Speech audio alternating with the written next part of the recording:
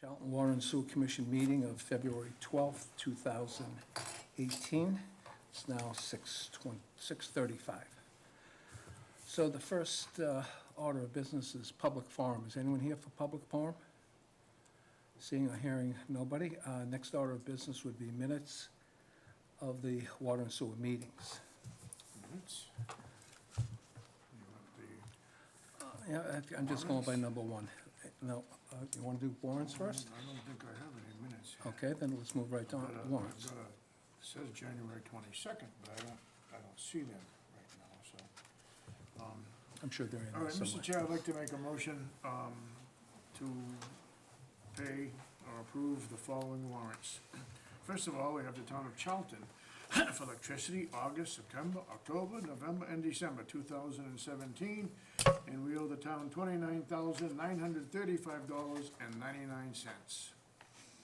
And Rico for our lease payment, $141.30. E.J. Prescott, $184.20, and another one for E.J. Prescott, $1,107.30. Bigelow Electric, $310. Sewer Commission salaries, $500, and LaForte Electric, $354.05. And you want to include the abatements in the same? I know, let's keep them separate, same okay? motion? Okay, and that's it for that particular motion. Okay, can I see that piece of paper there? Thank you. I'll second it. You second it? Okay, do we have any comments or questions? Okay, I guess my only question is, so we got, on this electric bill, we might as well call it 30 grand. What, we got 5 months here, Pete? Yes. August, September, October, so it's running about 6,000 a month. Yes, Okay, all right, and, and that's at a reduced rate through the selectman's office Correct, based yep. on the solar deal they got into. yeah, and this is, and the second one, is this our last payment on the Copy machine? copy machine? Yes. Okay. And the E.J. Prescott, the 1,100 is for how many? Meters and MXU boxes, some of Okay. each. Perfect, okay. Their invoice should be attached in that other packet if you want Right, to know exactly what it's for. Any other questions or comments? Hearing none, all those in favor? Aye. Aye, passes unanimously. Okay, we'll sign those, I guess we'll pass them around when we get a chance. All right, Mr. Chair, I'd like to make a motion to approve the following abatements. First of all, we have senior abatements on the flat rate, $228.90, and senior abatements on the metered rate, $199.46. Total abatements, $428.36. okay, do I have a second on that? I'll second that. Thank you. Any questions, comments? Hearing none, all those in favor? Aye. Aye, Aye. okay. And why don't we just sign those and we'll put this to rest? Yeah. And is there a set of minutes right there? It says minutes, I haven't, usually we sign the minutes. Yeah, I think, At the aren't they the moment. minutes of January 22nd, Yeah, 2018? Okay, you want a motion to approve them, or? Actually, I'd like to find them first, Sarah. okay, Okay, I've got them now. And, no, I don't. Down a second, yeah, right He here. wasn't here, yeah, I see Yeah, the date. yeah, I don't think I read them yet, but you want to put it off till next week? that's I okay can with do, me, but yeah, you guys can. all right. Why don't we put that off till next week, Sure. okay? Peter, so, Yeah, we'll, all right, Jen wasn't present at that meeting either, so. okay. Those two. Just a touch of that flu. But, okay, very good.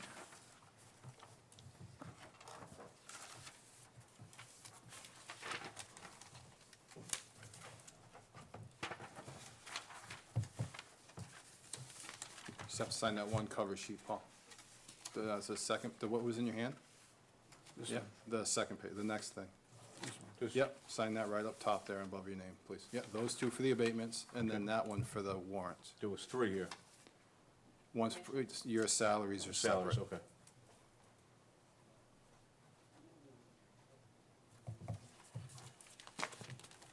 What else we got? Is that all? Yeah, that's it. I think we did it all. Okay. Okay, and those minutes, This we'll one get them next meeting. Hold off the minutes till next week and Okay, we'll put it in the packet I'll so have a that chance to you'll have it. read them. Okay, thanks, Alex. There you go. Okay.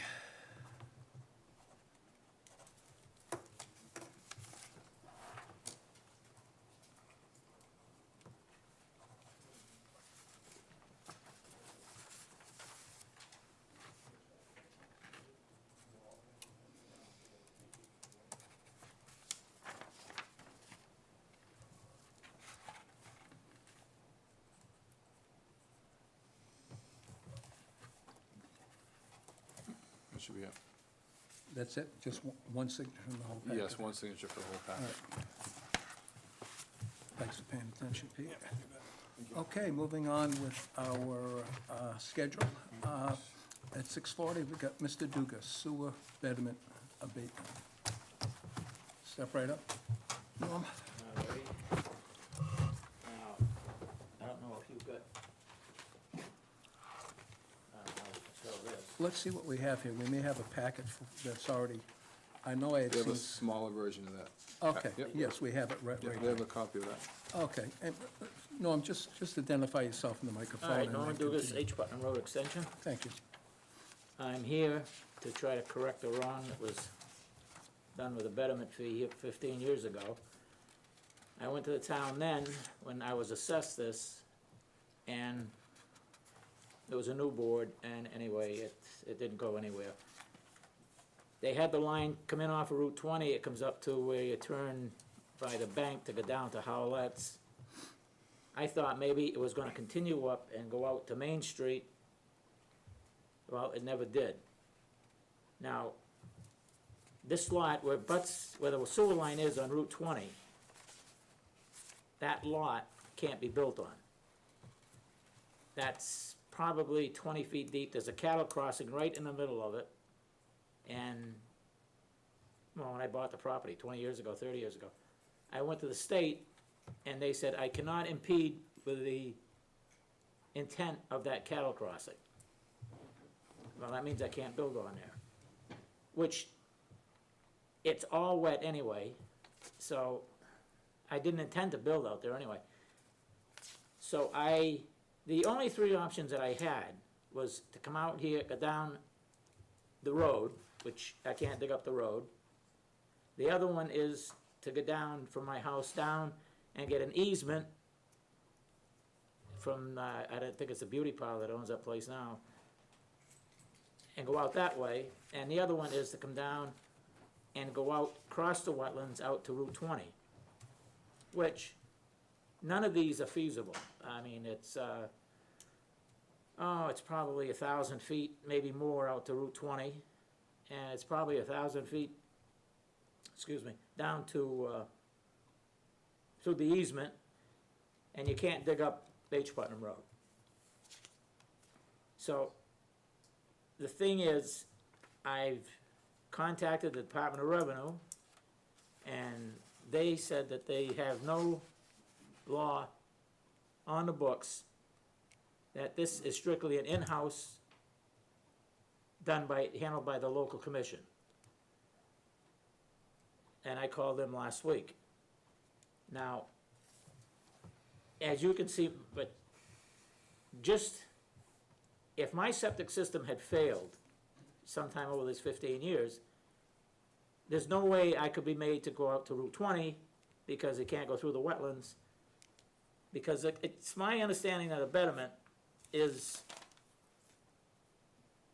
assessment of special property tax is permitted to where real property within a limited and determinable area receives special benefit or advantage. Well, that is no special benefit or advantage. It's gonna cost, back then it would have cost probably $30,000 to get out to Route 20. Plus put a pump system in. Now, I don't know what the cost is. I sold the lot to Ronnie Gothia. He came up, I don't know if he came up here or what, but he got a permit to put in a septic system. He's not gonna go out to Route 20 because they said it's gonna disrupt the wetlands and all that. And he can't go down the road and he can't get an easement. So he's gonna put a septic system in. So it is my contention now that I've been paying for 16 years, well, in fact, I had to pay it off to sell it to Ronnie. And I was gonna add 10,000 onto the property of the lot, the price of the lot, to Ronnie, and he says he's putting in a septic system, so he's not gonna pay for a betterment fee. So, my contention is, I shouldn't have been charged that from the outset. Now, if Ronnie can't use it, then I couldn't have used it. That's what I'm saying. And this goes back, well, 15 years, 16 years now. Okay. Because the line is out on Route 20, and there's no way that I could go out there, absolutely none. Had my system failed somewhere in this 15-year period, I would've had to put a new system in.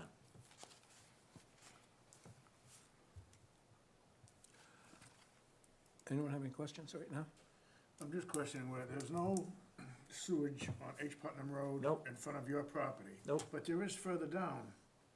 It's way By down. where the solar panels are or something, cause No, no. I thought I remembered it at No, one no, no, time. no, there's nothing goes that way. They're repaving the road and we had raised manholes and, because there wasn't a top The coat sewer line- wasn't done yet, so. The line goes down Route 20, and then they put a line up Route 20, up H. Putnam, but that ends down, right where you turn to go down to Howlett's, in front of the beauty parlor. Yeah, So that's that's a, no good to me. no, and. if Like I that's- said, I kept paying this because I figured they were gonna come up H. Putnam Road, I don't know why they ran that line up and stopped there. So I figured they're gonna come up all the way up, well, then it's gonna go right in front of my house, and, well, what the hell, of course you're gonna pay then. But where that line is, it's absolutely no good to me, to this piece of property at all. I'm trying to think what happened with the water situation. I remember, we could not find water where they said there was a water pipe. Right. So we, reduced your water betterment fee to 0. And Yeah. then we got in trouble with the assessors or somebody, Yeah. the state, saying, well, you can't do that. Yeah, And that we didn't have authority to do it. I don't know how that ever ended up. oh, I got my check for that. Because it seems like you should never, as you said, you should never have been charged a betterment in the first place if there's no frontage in front of your, and they did it, why? Because that little bit on Route 20, though you can't access it because of the wetlands? Well, I can't access it, plus that's probably a 30-foot bank, and there's a cattle crossing right in the middle of it that goes across Route 20. Yeah, And the state told me you can't do anything with that. You cannot impede with the intended use of that cattle crossing. Even though it hasn't been used for 40, 50 years.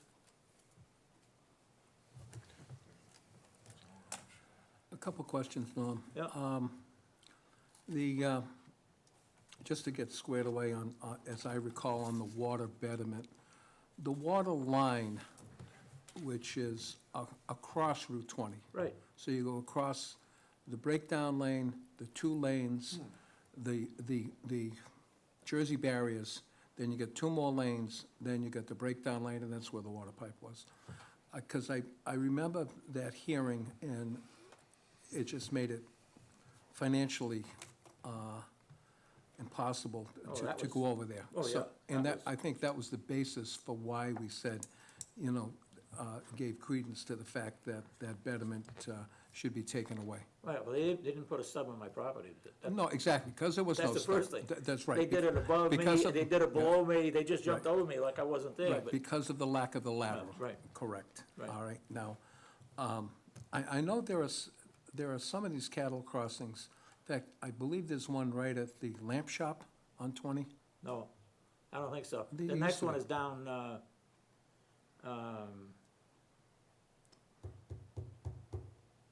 Homestead Road, That far down? yeah. Okay. And Because I the know- state, if you recall, when they rebuilt Route 20, they spent like 50, 60 grand to build that back up again. Really, just for the cattle crossing / deer? I thought it was near where McCarthy's garage used to be, near Yeah, the lamp because, shop. Yeah, again, there may be more, again, might be more than one. Norman has been in town longer than most of us. Because, it's, Mrs. Gunther, right. Yeah, She's the one that put a big stink up down there, said Yeah. you can't use it, so Yeah. they come down, they spent, like I said, yeah, I don't know. I know there's another one on Old Worcester Road. Yes. That's down there. So, Norman, let's get back to actually, the plan here. I see there's a wetland identified, and Yep. then what's the dotted line that was also put in on your map? Because the one that's identified, it looks like a kidney-shaped bean, that's probably on the assessor's map. Yeah, this, right Yeah. here, yeah, The dotted lines are proposed routes for the sewer line. these Are those are proposed routes for the sewer line? Yes. here, He you mean has- these? Yeah, But- Yeah, Yes. that's, I just drew those in, Okay, cause my okay. house is up here. Yeah, your single-family home. Right, I think the intent here, when they handed out the original betterment was, look, you got 150 feet in a community business area, 110,000 square feet, that's a lot, hit it, you know, And hit you with the a, stub, and they put a lateral in, yes. the lateral's there. So, Norman, to the, I guess, north and south of your dotted line, when you run it tight to the property line, I see that you go through that wetland, but on the other side, is there any way of not being a wetland on that side? Well, no, Ronnie went down there, and they said, it's, for him, he can't put one in. Okay, Now, I said, if he can't put one in, then I've been paying all these years, and I couldn't put one in then either. okay, That's the thing. yeah, yeah, So if you look at the map on the next page, yes, shows the parcel he broke off from his house lot that he sold to Mr. Gothier. this is, so that's the B 5.1, Peter, 35B 5.1? No, I believe that stayed with Mr. Dugas's home. The 35B 5.4 is a parcel he sold. So that parcel, depending on what you built, unfortunately, if you wanted sewer bad enough, you could get it there. That abuts Route 20. Right, So if he, granted, they did a duplex, so they can do a septic system for that because it's affordable, but if it didn't pass a perk and if he wanted to do a four-family, he could, it would be worth his while to force the issue. to make that sewer connection work. Yeah, He's choosing not to. yeah, Well, he can't, because I took $10,000 off the price of the lot, yeah. because he couldn't get a permit to go out there. Peter, you've got other attachments here which are out of, Mass General Law, yeah, Massachusetts General Laws, Chapter 80, Section 5, and then you also supplied us with Section 7. which is the Which- appeal process. If you- Right, and, Did you see page 6? Backwards, Rob. okay. Let me take a look at it. Thank you for pointing that out. Maybe I don't have, oh, this, the very first page, Very first page. yeah. That bottom paragraph Oh, yeah, exactly, that, in fact, that's, I believe that same statement is in those Mass General laws. is in the Mass General Laws, because, did you supply Mr. Dugas with these things? All right, so, And then, yes, and he also called yeah, DOR for himself. okay, because you see what this, the regulation does. But I don't- As far as what it's stated here, is that when you receive a notice of a betterment, that you have 6 months to file for an abatement. Yeah, I just paid this off in Right. December. Okay, right, but what this implies to me is that when the betterment was issued 15 years ago, because I remember, I ended up applying for some betterments and ended up getting refused. Section 5, Rob. Right, that then and only then is when you can apply for an abatement. This isn't an abatement.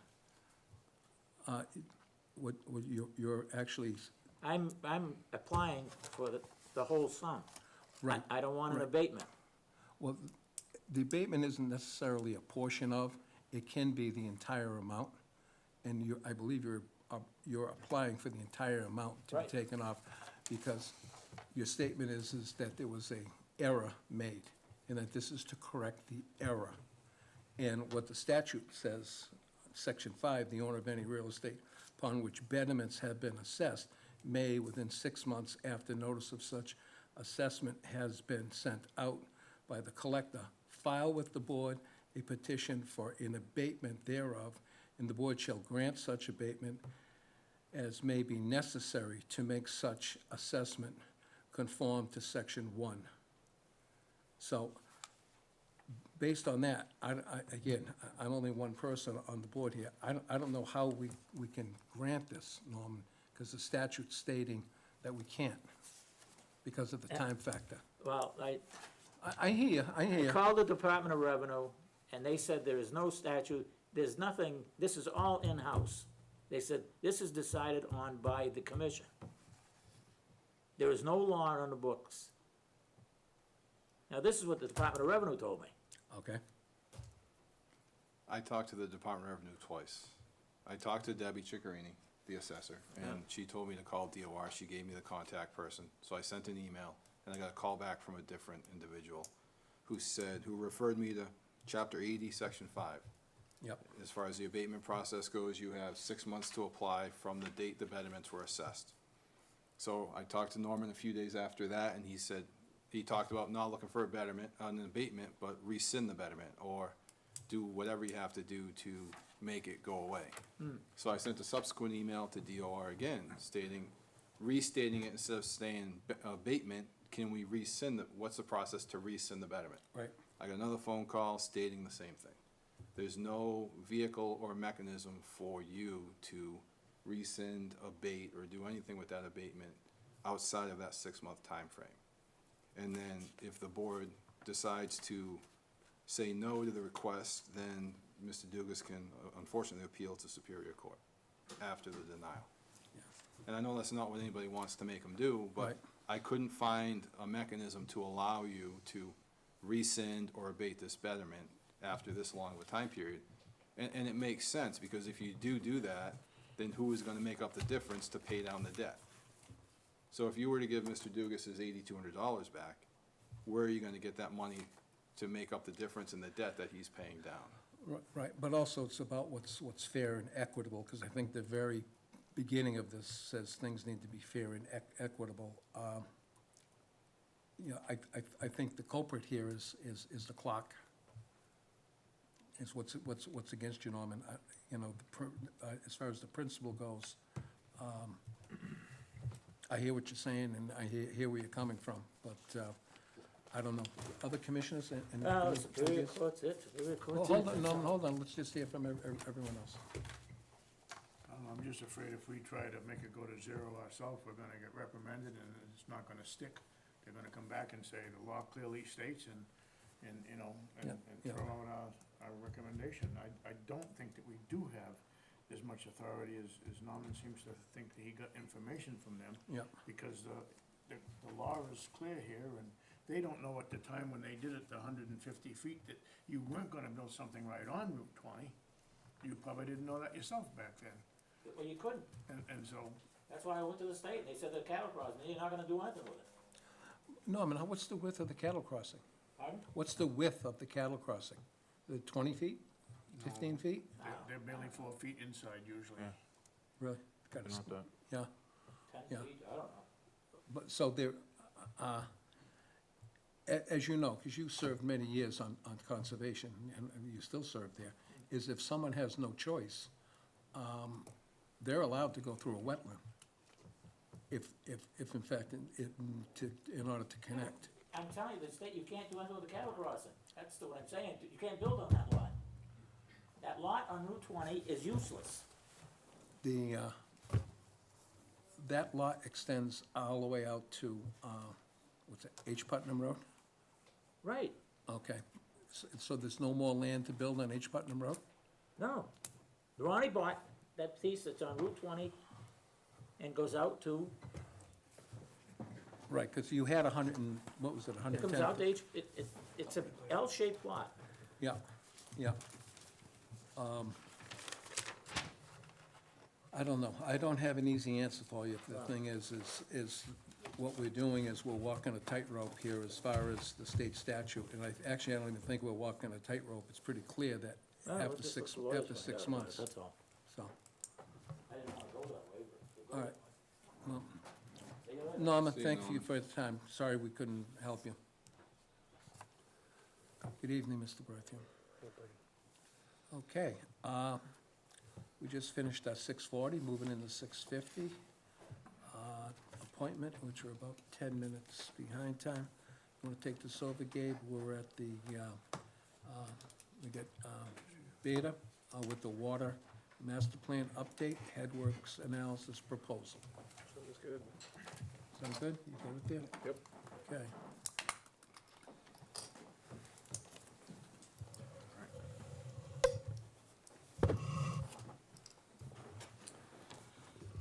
Good evening. Evening. How are you? I'm well. Well, thank you for having us. So, at Peter and the board's request, we're here to give an update on our progress with the water master plan, or the master planning process. So I'm gonna turn it to Kendra. We've got a number of tasks that are ongoing, and she's gonna kind of give you the highlights and where we stand. So, as the board is probably aware, we were authorized to move forward with about 13 items. I'm going to touch on 4 or 5 of them, which are the major items and where we are there. We're still planning for the March deadline to get you the master plan, and that should be no problem for us to meet. As you're probably aware, the map of the water system has been created. We've also put in the planned expansions, such as the school loop and the Berry Corner Road, so those are on in a GIS database with all the information that we have on those as well. The hydraulic model and the associated fire flow testing has been completed. It's been calibrated. Right now, the main tasks are really the 10-year capital maintenance and improvement program, which we've met with Peter and discussed some items that we think should be included in the plan. We're going to send him a time frame of when we think those tasks should be completed with associated costs with those, and as well as a water system maintenance program.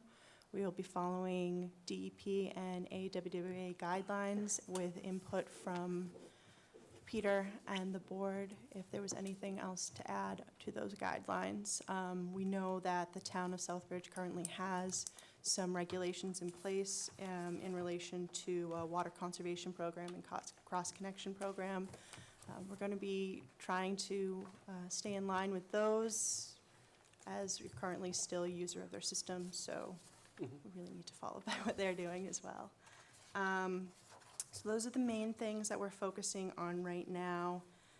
So one of the items that we have not been authorized for, but that is an outstanding item to become a public water supply with DEP, would be completing a water rate study, which was not part of our original task. And I know there had been some discussion in the past about that. We do have some firms that we've worked with in the past that we can get a water rate study proposal from them if that's, the board so chooses to go that route as well, or if you would like to look at that yourself. Yeah, I believe we had, or the town administrator had talked with, I think it was Pioneer, right? I think. Yes, that's who did your last one. So, and I had put the brakes on it so you guys can get some of the background That's stuff right. done, you know, so, we'll revisit that and, you know, kind of get that, you know, re-looked at and go from there. We need, And overall, we're about 70% complete. So we're on schedule, and we'll be wrapping it up April, March. March. so the capital improvement plan is the important part that's left out there, because you need that in order to do your rate study. Because the cost of that has to be included, so your rate can not only cover operating costs, but also your proposed capital improvements over the next 5-10 years. Correct. If I may, just for clarification, in the beginning, you talked about the water treatment, the wastewater treatment plant. No, we're gonna talk about that after. Sorry. Okay, all right, so none of this has to do with the sewer plant? This all- No. What we've been talking about only has to do with Water. potable Master water? plan. Correct. Thank you. Okay, And part of, again, as part of the water master plan study, like Kendra said, that Okay. you yeah, approved. right, that's right, exactly. So, and again, the clock is ticking, and they said it would be done by the end of March or the end of March, so this is probably the last meeting before they show up with a finalized product to show you. Yeah, so we'll find out from Pioneer kind of what information and whether, you know, they kickstart after you guys or, you know what I mean, right at the end, or, you know, we'll see what they need to complete their tasks. I don't think we're locked into having to use Pioneer. is No, the I thing, know, but so- I'm just, you know, to see is, basically we can use them to see how far along the process is for them. And, And again, if I'm not mistaken, once the capital improvement plan is completed, then we can go ahead and start looking forward to doing that water rate study. That's correct. And then that'll give you the final component of whether or not it's really affordable to take it over as a consecutive water supply at this time with the current infrastructure and customers that we have. And how long did it take our sewer rate study? Was it about a month, I don't recall. give or take? I think he said about a month, As I recall, he didn't spend enough time on it, but, so, yeah, anyway, quick turnaround is where I'm Yeah. going with it, yeah. so. The- Excellent.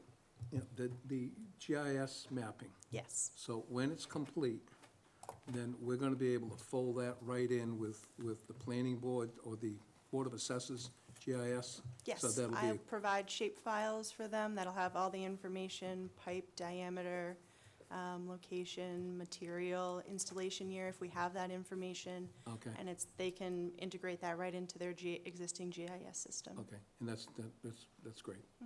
So That's then al- what? one That's of the- already been done. That's already We been- forwarded that to Todd Gerard, and I believe he forwarded it to CMRPC, because they're the ones who take all that Okay, GIS data yep, and put it yep. on a map That for would have us. been Mr. Franz down there? Yeah, I'm not sure who Yeah, Todd yeah, talks to for that. Do you guys get the fire flows and that, I know you said it calibrated, Mhm. get everything to work It's all, out? it's all calibrated now. Yep. Good. All right, where are we on the reverberation? Is that Oh, still? the transients, the water hammer? Yeah. Yeah, The model is accurately representing what's going on. I mean, there's some issues out there, but, those will have to be dealt with as time goes on. was it totally solved or identified or partially solved or identified as far as the pressure reducing valve on Route 20 halfway down the hill as being the culprit? We're not sure of that. We didn't do testing after that new PRV was installed. That was a separate issue. That was handled with Southbridge, so we are not aware of what that situation. Have things settled out enough so that we're able to get a accurate, dependable reading at Masonic Home to determine whether or not it needs a pump station or not? They're not part of that design. Southbridge is doing that with Kleinfelder, Dewberry, and Dewberry. They're not part of that design. Not part of the design, but I as don't, far as you, I don't believe they've been involved in any of that they did the initial hydraulic modeling that showed what was there, and since the PRV has been done, they have not been working on that portion of it. Again, because you have Kleinfelder, Dewberry. are they doing anything? Now, did with the- Kleinfelder use you guys' model too? I'm They not use sure. our I wasn't asked I for. don't believe so. I believe they use some of the information between Okay. Kleinfelder and Dewberry, and they've been bouncing that back and forth. That's what the water's been doing, bouncing back and forth. So, Yeah, yeah. what they've done so far has not made them feel confident enough that they do not have to put a Pump station? pump station at the overlook. So they are moving forward with the design of that at this time. Okay, thank you. Excellent. So, unfortunately, there's two different paths we're going down at the same time, and Beta is not really involved in that portion of it. If you want them to be, we can ask them to review that information, Mr. Lemansky. No, I hear what you're saying. I think it's, the more experts you have in the boat looking at an issue, and especially you've spent time in the system, you've done some of these fire testing, so you kind of know what's going on out there. Because when you open the fire hydrant, the water's supposed to kind of come out at an even flow rate. But if you see it going back and forth and fluttering, you know, Right. you can't say, and no offense, you can't say, not my job, but, you know, because it's something that I think we should know. So, And I believe that because they're gonna need, Overlook's gonna need a backflow preventer. yeah, which and kicks it down What's a bit. gonna kick it down a little bit, that Yeah. they're just, that Kleinfelder's planning on just moving forward with the pump station design. I know it seems excessive, maybe excessive or redundant, because that other Yeah. pump station is so close, but you can't really take the chance going with a hydraulic model, designing it, and then have that pump start sucking air because it goes below 20 or 15 PSI. Yeah, yeah. Not because of a pressure fluctuation, not because of consistent low pressure. And that station will become, it'll become the property of Masonic Home. It's gonna be their obligation to manage it, and, I don't know Okay. I haven't gotten that 'cause far with them that's on one that. of the important things down the road. So, okay. So- Perfect. So that's the water master plan update. Beta also presented a headworks analysis proposal, of which they were the second lowest bidder. Yep. Ty and Bond is on the agenda next to ask some questions about their headworks proposal. I didn't know if you guys reviewed Beta's and had any questions for them while they're in front of you. Okay, so that's the one that That's what you were I look- was peeking yes. on here. Yeah.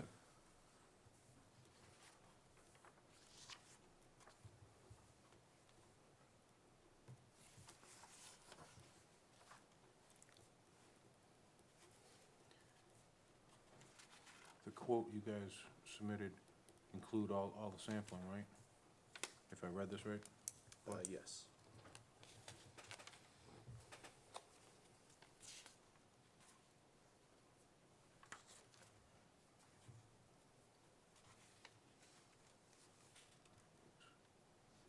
I'm not sure there was sampling to be done. Yeah, hold on. Well, number 2 of service, it says No, services no, not that, included. no, It I does say- apologize, it's not, that's under the services not included. Okay, Right. all right. Sorry, I missed the title.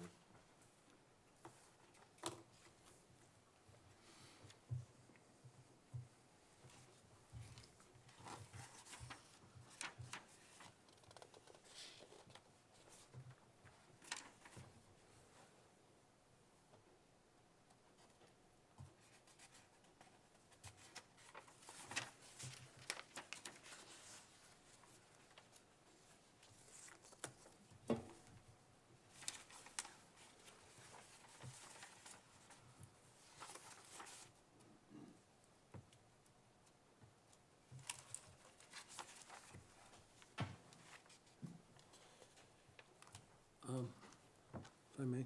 Yeah, go ahead. Probably a brief description of your background in sewer treatment. Well, Beta has been doing sewer treatment since the inception of the company in '82, so 35 years of experience. We've done many plants similar size. We are experienced with using BioWin, which is the computer model that simulates the wastewater treatment plant's biologic process.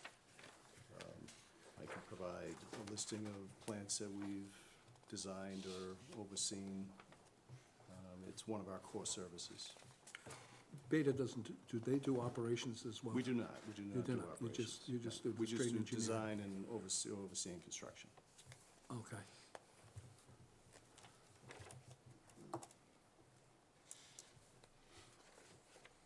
And your experience with Comag? Yes.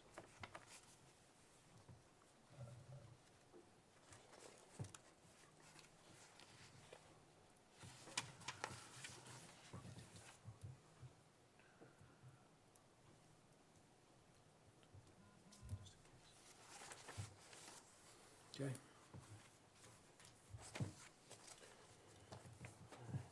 Sorry, I'm just getting caught up to speed as Yep, I'm reading that's here. okay.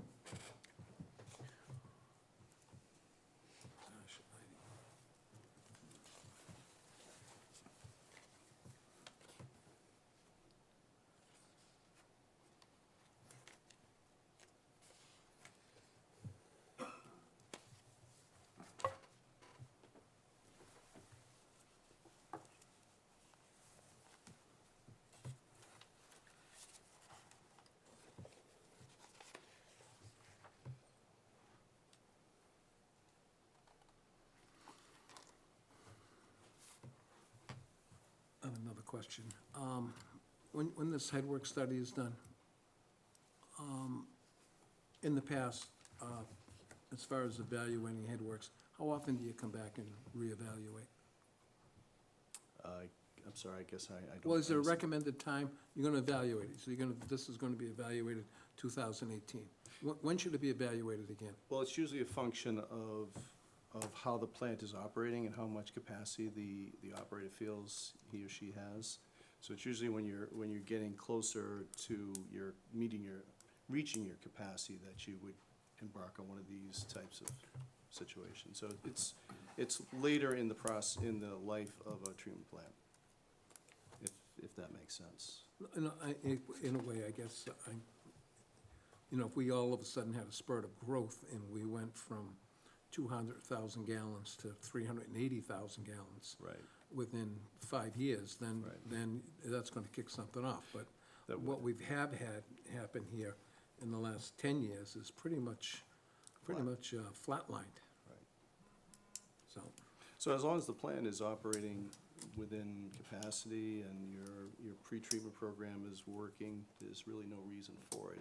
It's usually when something triggers it, okay, growth or a substantial business moves in town, something along those lines.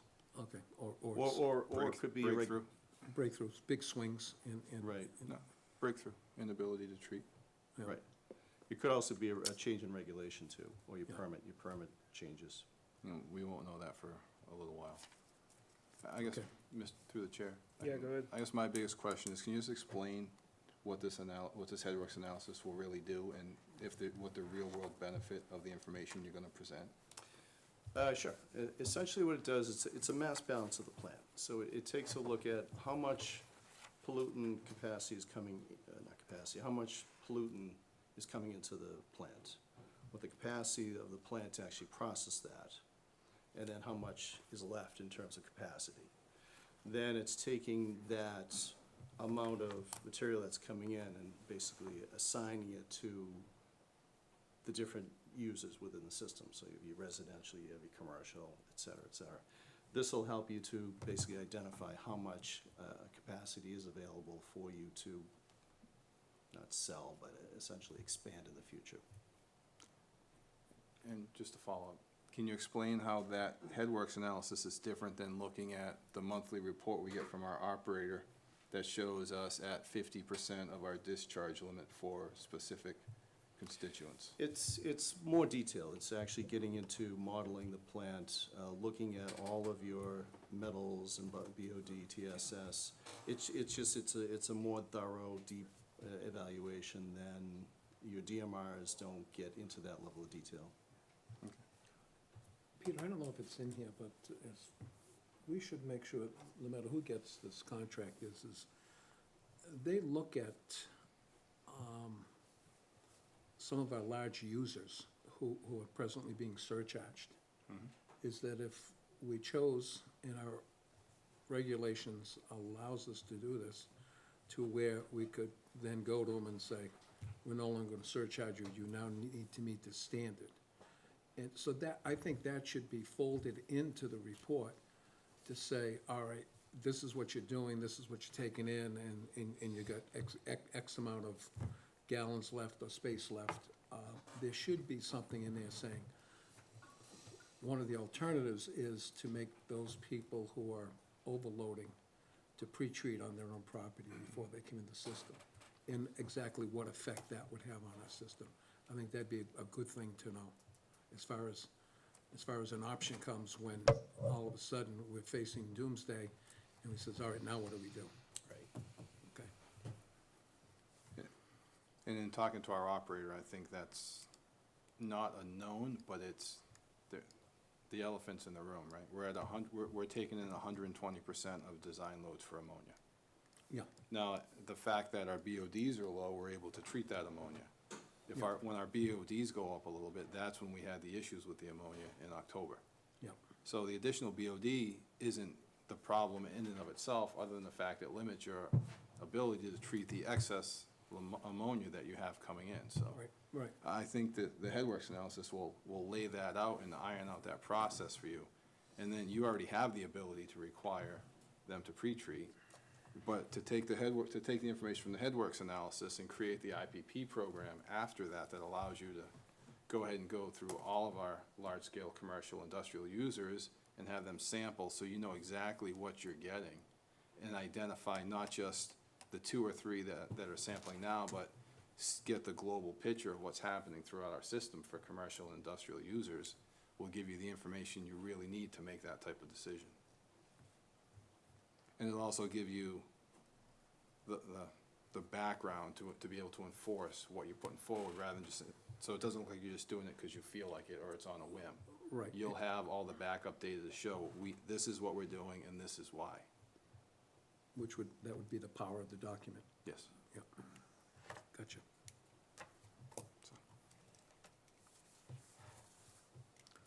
Now, are we planning on making a decision tonight as far as this contract? I would hope so. I was hoping that you would. Okay, or we could take it under advisement until the next meeting, one or the other. You could. Yeah. But again, that's why Beta is here, and that's why Ty and Bond is here to answer your questions and Okay. hopefully make you feel comfortable Yep. in moving forward. So, Any more questions of the Beta people? No, I mean, I'm pretty good. The water's chugging along. This is good. Okay. One Thank you. Beta time bond people. Yeah, I think, Thank you. Thank you. anything else? No, I think that was good. Yeah, and we'll probably have a follow-up in the end of March or whenever the. Yeah, when we have the draft document ready, we'll run everything through Peter, but then as soon as you've had a chance to look at it, we'll come back, we can talk through whatever questions you have, and then we finalize it. Perfect. Okay? Awesome, thanks, guys. Thank you. Thank you very much.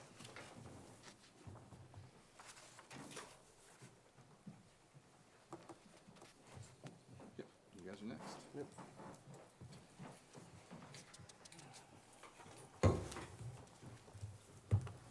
Hi, I'm Pete Valinsky. I was the one who picked up the phone when Peter called me regarding the scope. I've worked on several wastewater treatment facility projects, but the person who's going to talk to us today is Fred Mueller. I'm Fred Mueller. How you doing? It's been a few years since I've been in this plant. I was gonna say, I thought you looked familiar. We upgraded the plant. Well, I think the design started in 2007, and we got the IR money, and I think we wrapped it up in 2010, if I remember the dates correctly, so. And we came in under budget. Came in under budget. So that was good. So I'd be happy to answer questions. I can give you kind of an overview of the big picture, kind of as I see it, if that would be helpful. When we designed, and this is a little bit of a history lesson, maybe, as I understood it, your plant's been upgraded 3 times, 3 major upgrades now. The big driver is flows and loads, especially from the Mass Turnpike Authority. A lot of variability in their flows when we did the design. Fat soils and grease was a real concern, but also the high BOD and ammonia loadings from that plant. And as a result of our analysis, where we looked at how the plant had just then changed its operation to where they started recycling sludge in the plant to get a little bit more treatment capacity out of it, they found that really provided a benefit to the way the RBCs operate. As you were hearing earlier, the RBCs can do 2 things. They can remove BOD and they can remove nitrogen. And if the front half of the BOD is removing if the front half of the RBC is removing BOD, it has to get down to a certain level, and then the rest of the RBC can remove nitrogen, so it flows through. And in the beginning of the RBC, you get really thick growth from that BOD removal, and that's why your RBCs are designed the way they are, with thick spacing up front to handle that thick growth. And the later stages of the RBCs the plastic is all packed tight together. So it's that kind of balance. And as you heard, if you can handle more ammonia removal, as long as your BODs aren't high. And what we did when we designed the plant is we took a projection of where your flows would be based on, flows and loads, I should say, would be based on the data we had at that time. And it's a projection. It's not going to be right. It's going to be close. It's intended to be close. But as things change, and since we did the study part, probably 11 years have gone by, and things have changed. You know, the Mass Turnpike, they've changed their systems, I'm sure, a bit. I know you have a new brewery now, that's, you know, providing some loads. And that's mostly BOD, usually typically brewery waste are more BOD than they are nitrogen. So that tilts the scale kind of the other way. So what we're proposing is to take a look at, you know, how the plant is operating now, how does it compare to the assumptions? And, you know, part of the upgrade that we did, we increased the number of RBCs from 8 to 10, but as I understand it now, you know, you have 2 that aren't operating and they are in need of repair, and you want to know where to spend your money. Correct. You know, you can get back to the original capacity probably by replacing those RBCs, but, you know, those are, to get that replaced, it's probably $300,000-$400,000 a piece.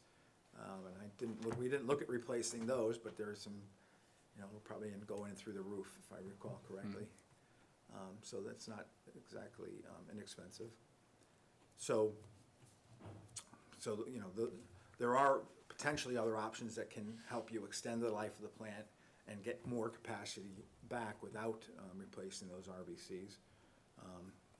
But, you know, that's what this analysis is intended to try to look at and see where it works. You know, recycling the sludge in the plant was helpful in the past. I think it restored some of the capacity of those RBCs to treat more waste. And we would look at that and we'd look at where your flows and loads are now. And I kind of look at you know, wastewater flows downhill to the plant, right? And you guys have your feet on the brake pedals, and that's what you were talking about earlier. What brakes do we apply? You know, you're trying to tackle II to minimize the wet weather flow, because that impacts your ability to treat flow, and that you've been dealing with for years in your system. And then you've got brakes for BOD, which is one of the ways, or ammonia. And it's really kind of working on those 3 brake pedals to try to navigate your way into maximizing the capacity of the plant, whether it's going into, taking that next step is looking at the IPP program, whatever. So when we designed the plant, we kind of said, okay, we expect that your BOD will be here and your ammonia will be here, and we're designing the capacity for the plant. We kind of look at a point, but the reality is, you know, the BOD might be different, or the ammonia might be different. So you, instead of thinking of your capacity of your plant as a point, it's kind of like a curve on a chart, like just exactly like you were saying, Peter. You know, your BOD can be higher as long as your ammonia is lower, and you could still treat it, or your BOD can be lower, and you can have more ammonia and be able to treat it. So it's our goal of this study to try to give that to you so that you can look at where you are in your operations and say, okay, we're here, how close are we to that line? And that'll give you some idea of, you know, whether you need to apply that brake pedal at some of your other industrial facilities, or you need to build more capacity and spend money, whether it's replacing the RBCs or do some other minor improvements at the plant. So that's kind of the big picture of what I see our proposal for you to do. What's the alternative to RBCs, if I may ask, Fred? There are many alternatives to RBCs, but they would be, Reinventing the wheel down. well, yeah, basically blowing up what you have now and starting over from scratch. Is there a more efficient way of doing it than what we're currently doing with the RBCs? Keeping finance in mind? Yeah. Keeping finance. That's a loaded question. There's many different approaches to treating wastewater. RBCs is used commonly in smaller plants, and you started out as a smaller plant, and you've expanded 3 times. You know, but there's plants in Connecticut where you have 10 RBCs. There's plants in Connecticut that have 30 RBCs. You know, they're laid out in a flat space. You're built into a hill. So there's different ways of doing it, you know. The interesting thing, though, is we've expanded 3 times, however, our daily average flow is still only 200,000 gallons a day. Right, so So all your issues is really load. related to load. Correct. And the variability of your load. Go to the rest areas, and now you've got a brewery that can probably send you slug loads. I And we don't have, wanna speak we out. have multiple other commercial users that we're not even looking at this time, so Right. there's quite a few unknowns that we need to identify and iron out over the next 6 to 12 months. And with our NIPD's permit being expired and waiting for it, I believe it's been assigned a new writer, but we haven't had any of that information. If this headworks analysis were completed and some of the limits change with our new permit, would this give us a head start to know how to be able to accept or work under those new discharge limits? Or are we gonna have to just step back and reinvent the wheel after we get a new permit? I'd be surprised if the EP would impact your discharge. Well, see, there's your conventional pollutants, you have BOD, TSS, and ammonia levels, and nitrogen Phosphorus. levels. And phosphorus. Phosphorus, I'd be surprised if they lowered your phosphorus limit. And that's really gonna be a technology-driven thing. Right. And if you can go after your industrial discharges or people who are discharging phosphorus for you, but you should be able to handle that fairly easily just by adding chemical to your plant. Okay. It's a cost impact to your plant. Is there a different technology that's, for removing phosphorus out there? Sure, biological phosphorus removal is done at many plants. You might be able to enhance your ability to do that by building more tankage for that mixed liquor, but Okay, not to a out front. significant degree, in my impression. You know, I would not expect to see DEP changing your BOD effluent limit, your TSS effluent limit. Right now, it's the total nitrogen, Okay. effluent, total nitrogen that would be driving it. And if they were to give you that, probably creating some additional tankage again, to take the return, to remove the nitrate. Okay. So that would probably be done by tanks. So I guess the biggest point to make is that this study will give us actual data and ideas to make improvements rather than just be an inch and a half spiral bound book that sits on the shelf and we don't even look at. I guess that's my concern, is getting something that we're actually gonna be able to use. Yep. And we can actually make things better where we're at.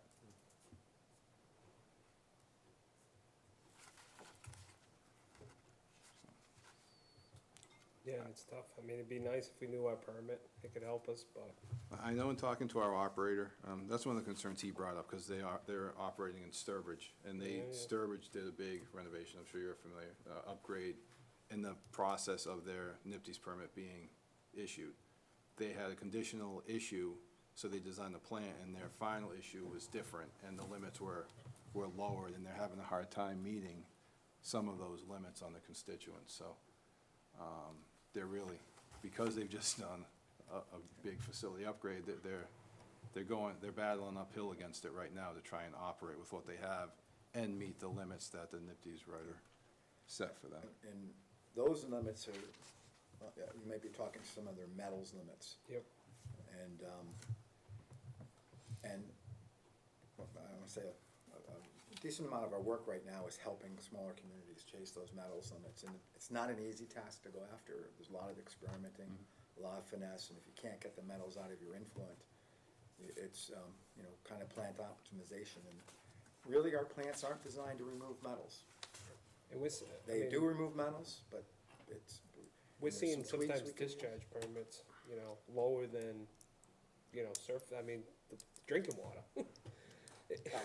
Yep, copper is a. Yeah, you know, so, I know in talking to John Oatley Zinc. from Veolia, I think he has a lot of hopes that this study will give him the ability to look at it and try and come up with processes and work with whichever engineer gets it, to give them as much information as he can provide, and just come up with some creative solutions to kind of just make it run a little bit more efficient, so that we're not necessarily under the gun as much as we are right now. Could you explain the optional tasks 1 and 2 and how they differ from, I guess, the basic proposal? Thank you, Peter. Sure. Is that where you're going? Sorry. It's good, no, it's great. So when we first talked to you, we got the impression we were looking for a proposal in a certain price range, so we tried to keep our base work in there. But we really felt it was important to, have a closeout meeting, and that's what optional task 2 is, to get some additional feedback. And optional task 1 was to put a little bit more effort into, was to do a process optimization study that looked a little more closer at things that are happening in the plant, like evaluate different alternatives, such as looking at the return sludge rates and see where they are, look at how to optimize those, give your operator some, more feedback than just, here's a report, but, spend a little bit more time with them, get into A little more boots on the ground. the nuances of how it operates, and some operational recommendations. I mentioned one of the brake pedals is I&I. I&I tends to drive treatment plant performance. When you get peak flows, you have to keep your solids in your clarifier. And I remember being at the plant one day years ago when Jody was there, and it had just rained and the flow was coming, and Jody had to jump through all kinds of hoops to make sure that the plant ran well and kept the solids in. And your ability to treat by recycling solids in the plant, if you can recycle more solids, you might be able to treat more, but you have a limit as to how many solids you can keep in the plant, because when you get wet weather flow, they come out of the clarifiers, and you don't want that to happen. So that's like one of the balancing acts that an operator has to do. So that's kind of what we were getting into on task 1. If we didn't do task 1, we just say, how do you run the plant? Does it work? And then we just kind of do the analysis based on that. Those are known as million-gallon days. Million-gallon days. Yeah. Yep. And they had a few. We had one yesterday. Was it that high?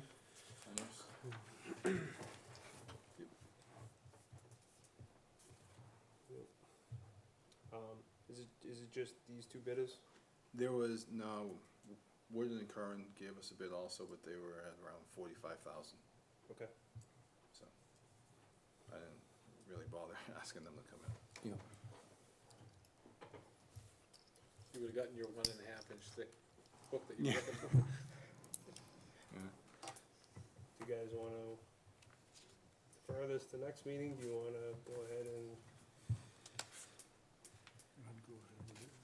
We're doing option 1 and 2, so we got a total of $20,600.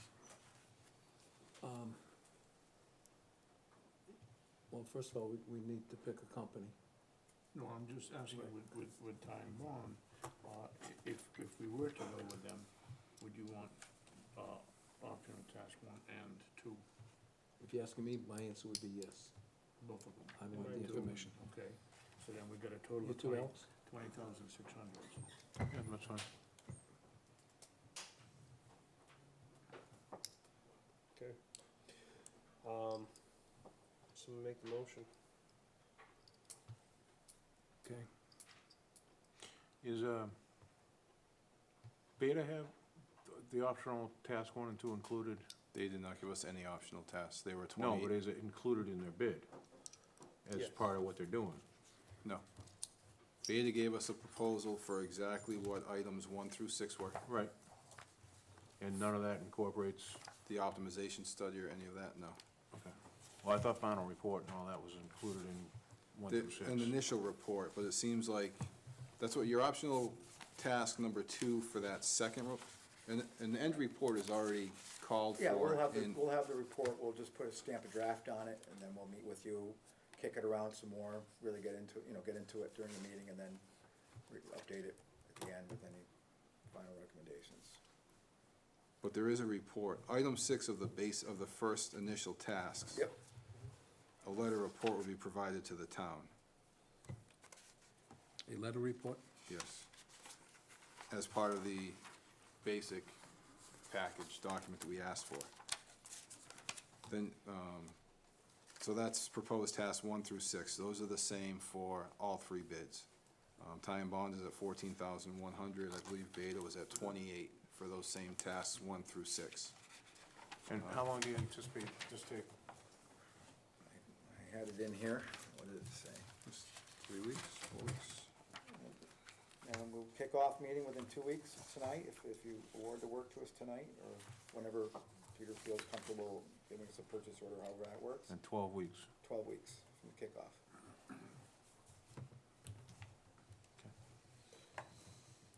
Now, quick question, I know the headworks analysis, but does it also help to capture samples from various parts of the system to help us isolate it more?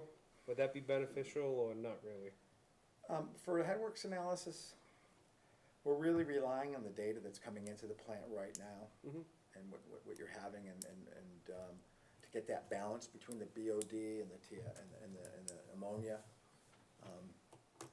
But my goal is to kind of use that, but then also kind of create that curve I talked about.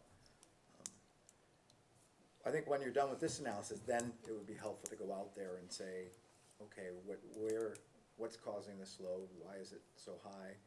And if you wanted to go after some of your, Well, and the talk to reason some why of is the because major industrial with the users. pump stations and some of the other, semi-collection points, you could per se, you have some predominantly residential, some, commercial, or, you know what I mean? You could probably, get a representation of kind of strength within your system to where, all right, your residentials are at X, this area is a little more commercial and it's at, Yep. you know. I mean, certainly that could be done.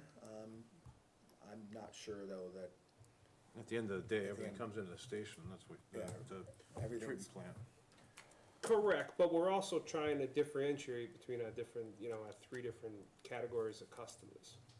So I don't want to penalize the residential customers when it's the industrial users, and I don't want to, or commercial users, and I don't want to penalize the commercial users when it's the residential users.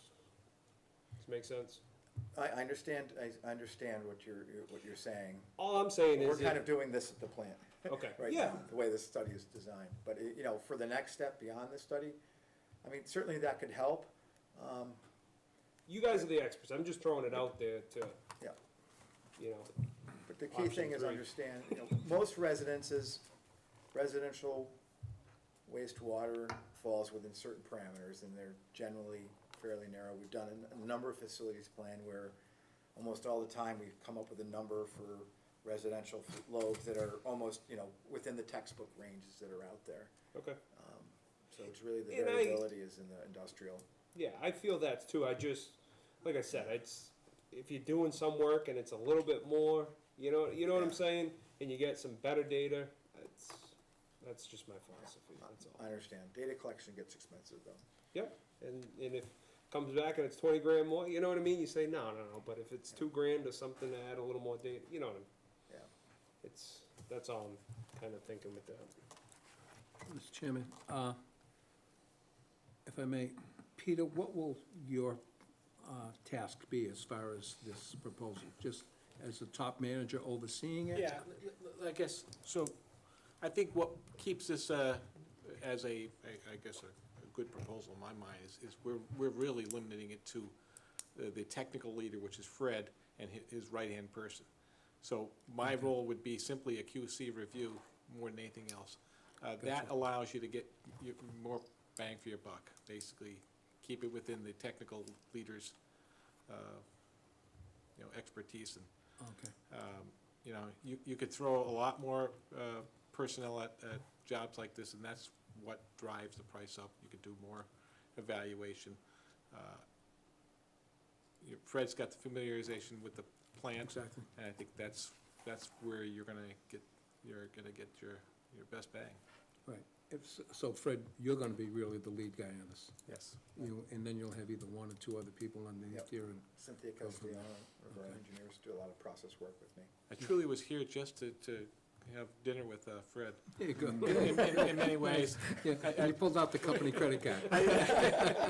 Well, I didn't have anything on the agenda for tonight, so I Yeah, figured I'd join along nice. with him. But no, my role, might be 1 or 2 hours on this job to do a final review of it. Okay, But the reality is, it's Fred.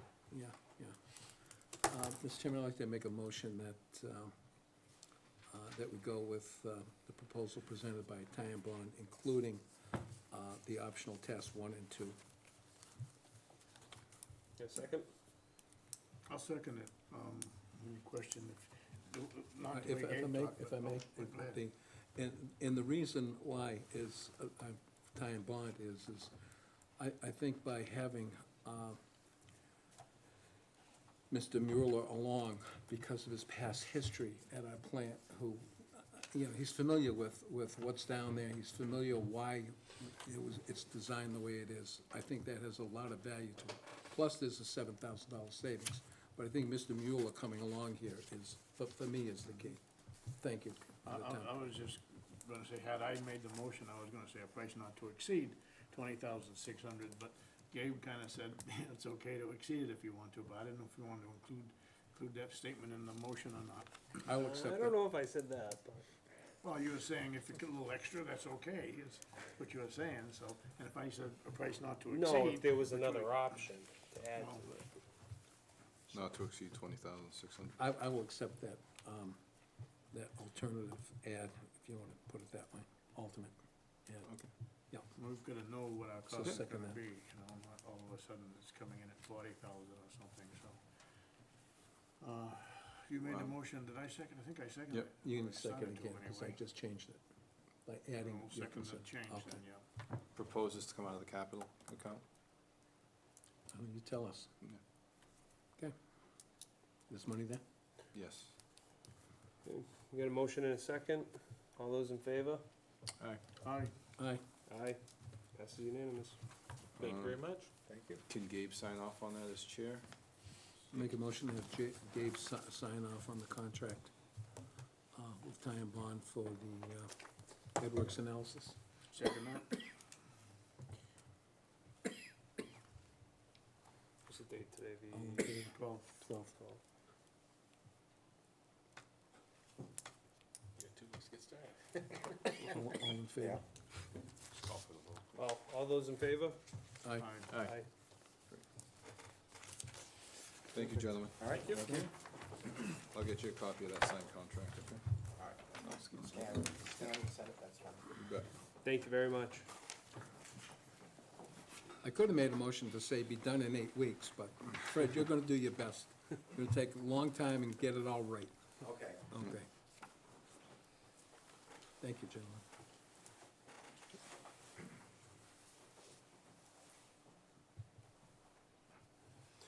All right. Next up, Kyle Storts. Yes.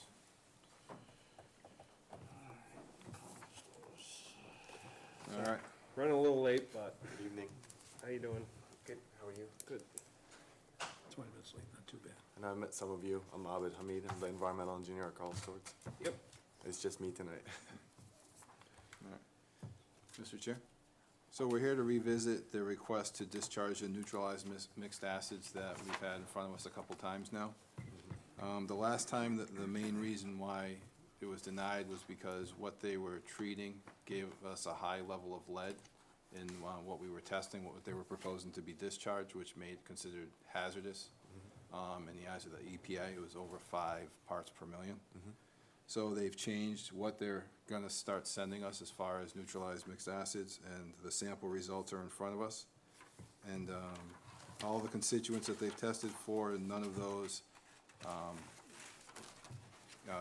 kick that into a hazardous material. So we should be able to accept that without any problems to the plant. We will continue to test for metals, BOD, TSS, and ammonia, much that we're, the same as we're requiring at the MTA and Treehouse. And Carl Storts has, right now, they are sampling quarterly for mostly metals only. They're agreeable to start testing monthly for the next 6 months or so, to see if we can, Up to 12. to see what the variation is and to see how the consistency of the testing. If the testing's consistent, maybe we can go back to quarterly. But the main thing is to make sure that they're testing for BOD, TSS, ammonia, and also the metals, consistent with what we're requiring our other users to test for. They did sample for BOD last quarter, which resulted in them getting a surcharge because of the high level of BOD at that time. So, This quarter or last quarter? the last quarter, October through December. Those are the bills that'll be going out now. We bill a quarter behind. So what are we looking for, to accept it, or? Yes, if you wouldn't mind, if Okay. they're 55 gallons every 2 days. As part of the agreement, the original agreement back in, was it 2007, where you authorized Carl Storz to do their sewer expansion, you authorized them to discharge up to 1,250 gallons a day of processed waste, above and beyond their sanitary waste that they're currently discharging. So this is well below that. And it really shouldn't be a problem, and as long as we keep testing, and make sure we don't see any big changes in what we're getting from them, it shouldn't be a hindrance to the plan at all. Because you're talking about an additional 100 gallons per day on top of 7,500 gallons per day, so. And I think I said this at the last meeting, my only thing would be is once a IPP program comes in place, you'd have to conform to that. So this will be good till that, and then whatever that is, you know, maybe it's less restrictive, maybe it's more restrictive, you know, it's basically, that's my only, thoughts with that. And we're more than willing to comply with that, Yeah. of course. Mr. Chairman, a question. Peter, through the chair, the reason why we're not accepting just that basic 55 gallons is that because of the lead reading? Correct. Can you So we have two main etching operations, one for leaded glass, one for non-leaded glass. So we're just taking the leaded glass out. We're still gonna continue to drum that. Oh, okay. So 'Cause we're that was only, we're only requesting to send in etching operations for the non-leaded fibers. So 'cause just, My question was gonna be is how are you taking the lead out? So what you're really doing is you have two processes. right, two main So- processes. The process with the non-lead, that's what we're gonna get Yes, from you. and it's less, it's smaller, so it's one drum every 2 days as opposed to the leaded one, which is every day. And the But we're gonna leaded continue. one, that's the one you're currently paying X amount of dollars to We're get paying rid of. for both, we're drumming both. You're drumming both right now? Mhm, Okay. Yeah. But one is hazardous, one is non-hazardous. Was it determined that it is, or no? Yeah, the one with the lead, yeah. Yep. Yes. So the one that's non-hazardous, why are you paying to dispose of it? That's because that's what they charge you for anything in the drum? Yeah, there wasn't really a full understanding of the leaded versus non-leaded, so just looking at the waste, it is non-regulated, non-hazardous. Okay. Mhm. I don't believe this commission has given them authorization to discharge the process. That'd be considered process waste, not just straight sanitary. Okay. So they haven't received that approval to discharge that into the sewer system yet. Mhm. That's why they're here. Okay. And again, the initial request was for biocides. and Yeah, so we've neutralized been mixed fitting acids. out the request So every we're kinda- time. We're working through it to try and understand what we can take and how it will affect the plant. And Right. this, we're finally at a point where everyone's comfortable, I think, on our side with Veolia, that this shouldn't hinder or cause us any ill effects by accepting it.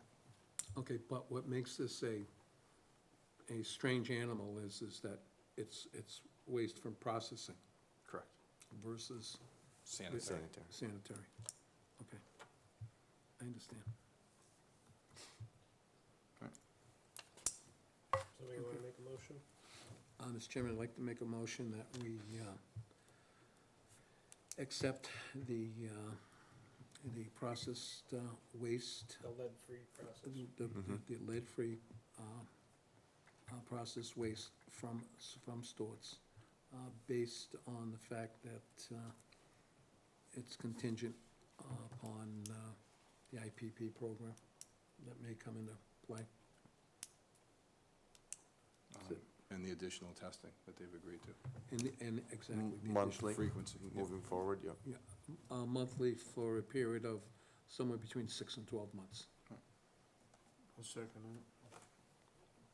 All those in favor? Aye. Aye. Aye. All right. Great, thank you for being Halfway patient. Thank you. Took a few months, but It thank you did. very much. Thank you. Appreciate it. Okay.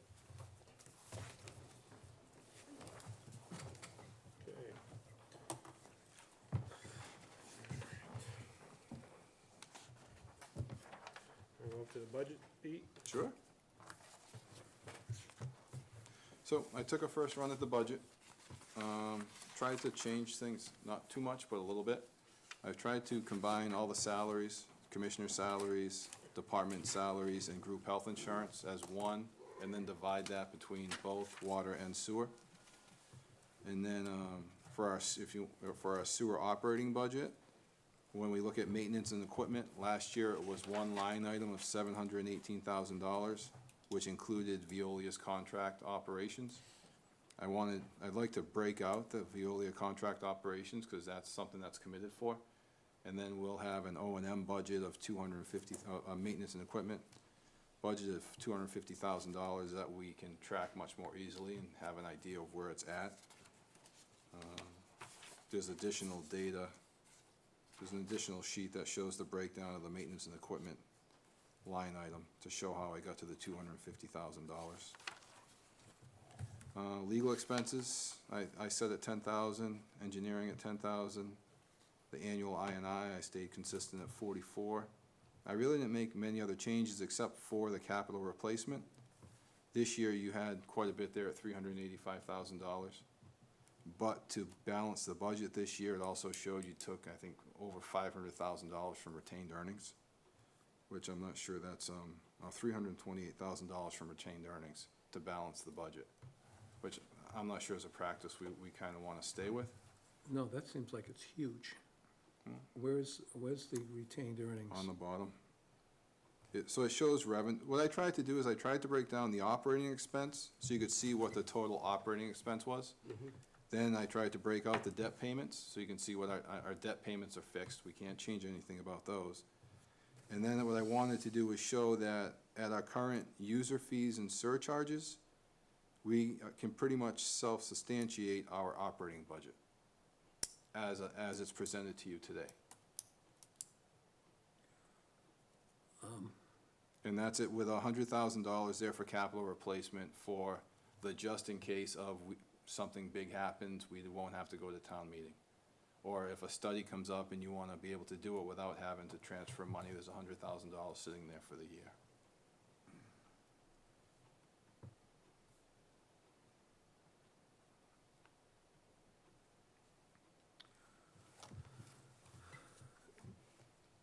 The revenues I broke down on a sheet back here also, if you wanted to see where those monies came from. Pete, could you possibly get us as far as debt goes, that section, the debt principal, debt interest, can you get us, put it in simple household terms, what's the balance of our debt and how many more payments do we have? I'll have to ask Donna Okay, for that. could you do that? Yes.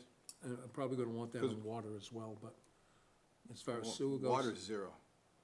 Okay, but can we get what it was and what was paid off, just so that Yes.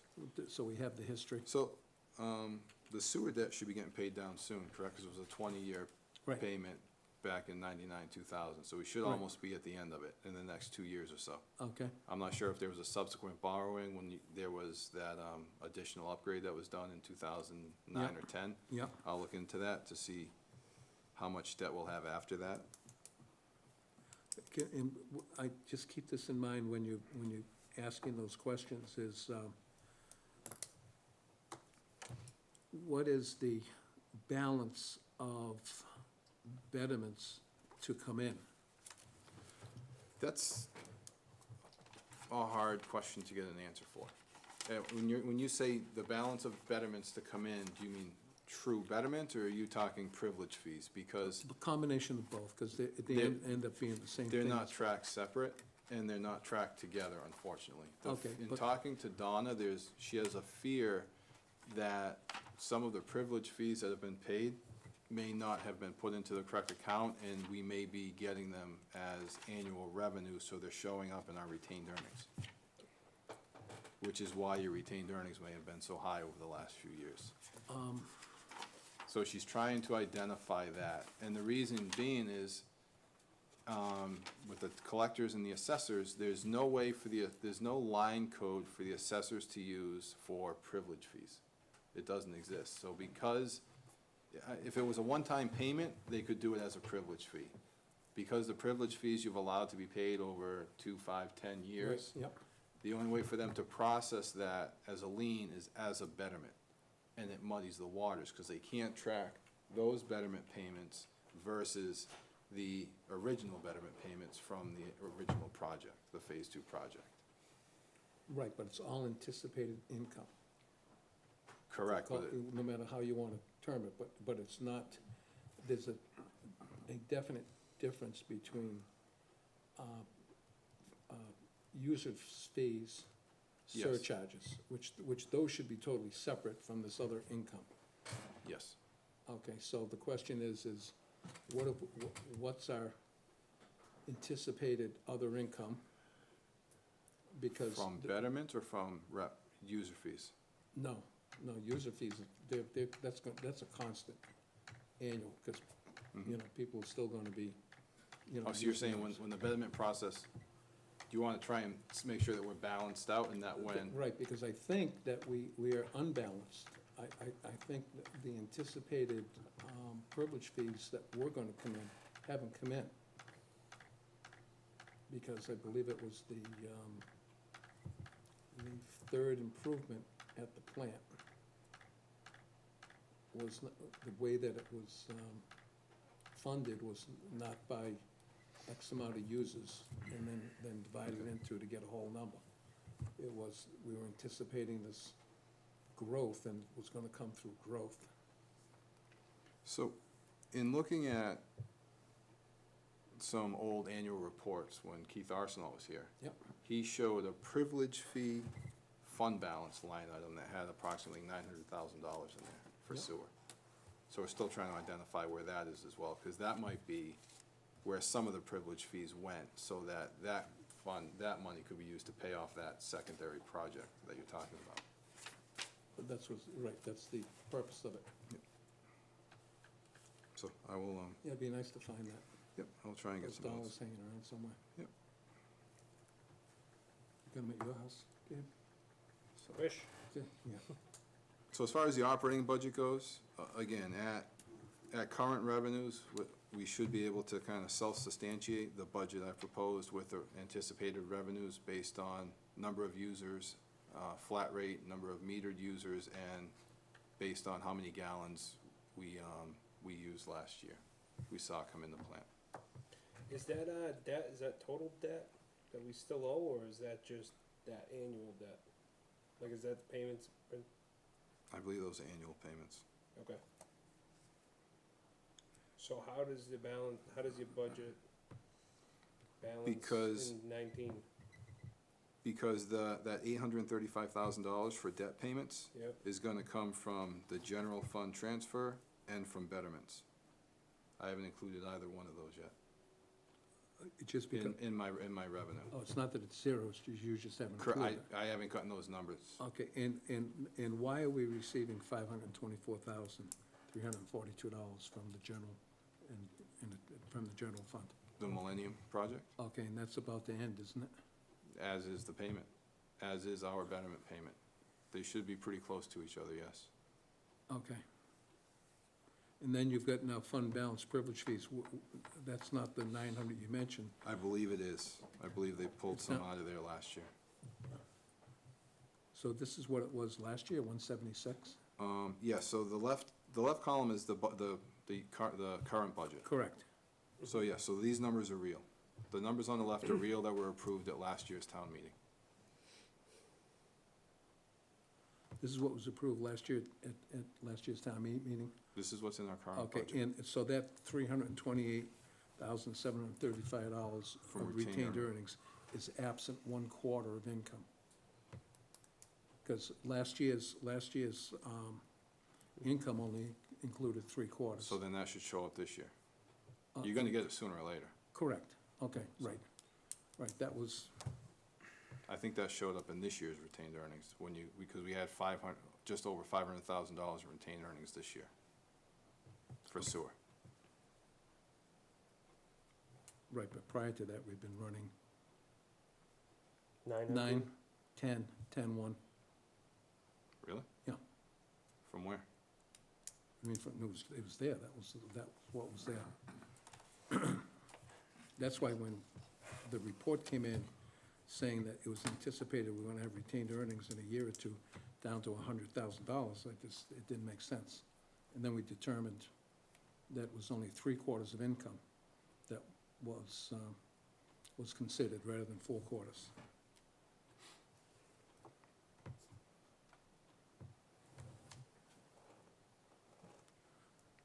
So I included $1,000 in there for training.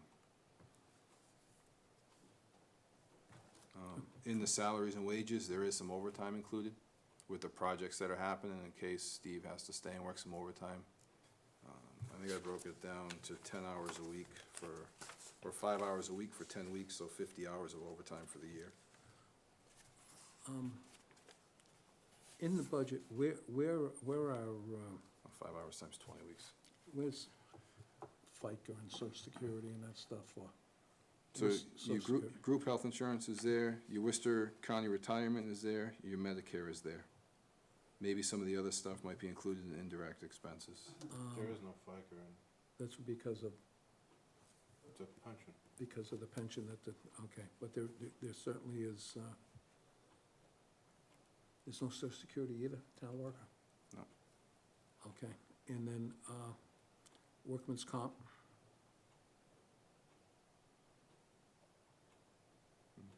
Do they do workman's comp or the town self-insured? I'll check on that. Okay, and now, so the Worcester County retirement, for 2018 was 17.7, and then it goes down to 9,000. Why the reductions? Because I'm splitting between both budgets. Gotcha. Okay, So anything to do with salaries of personnel, because water's getting busy now, I tried to split that portion of it between both departments. okay. Just, you get Medicare down here. I always thought Medicare used to be part of social security, but that's a separate item. It was there last year, so I just Yeah. carried it forward. Yeah.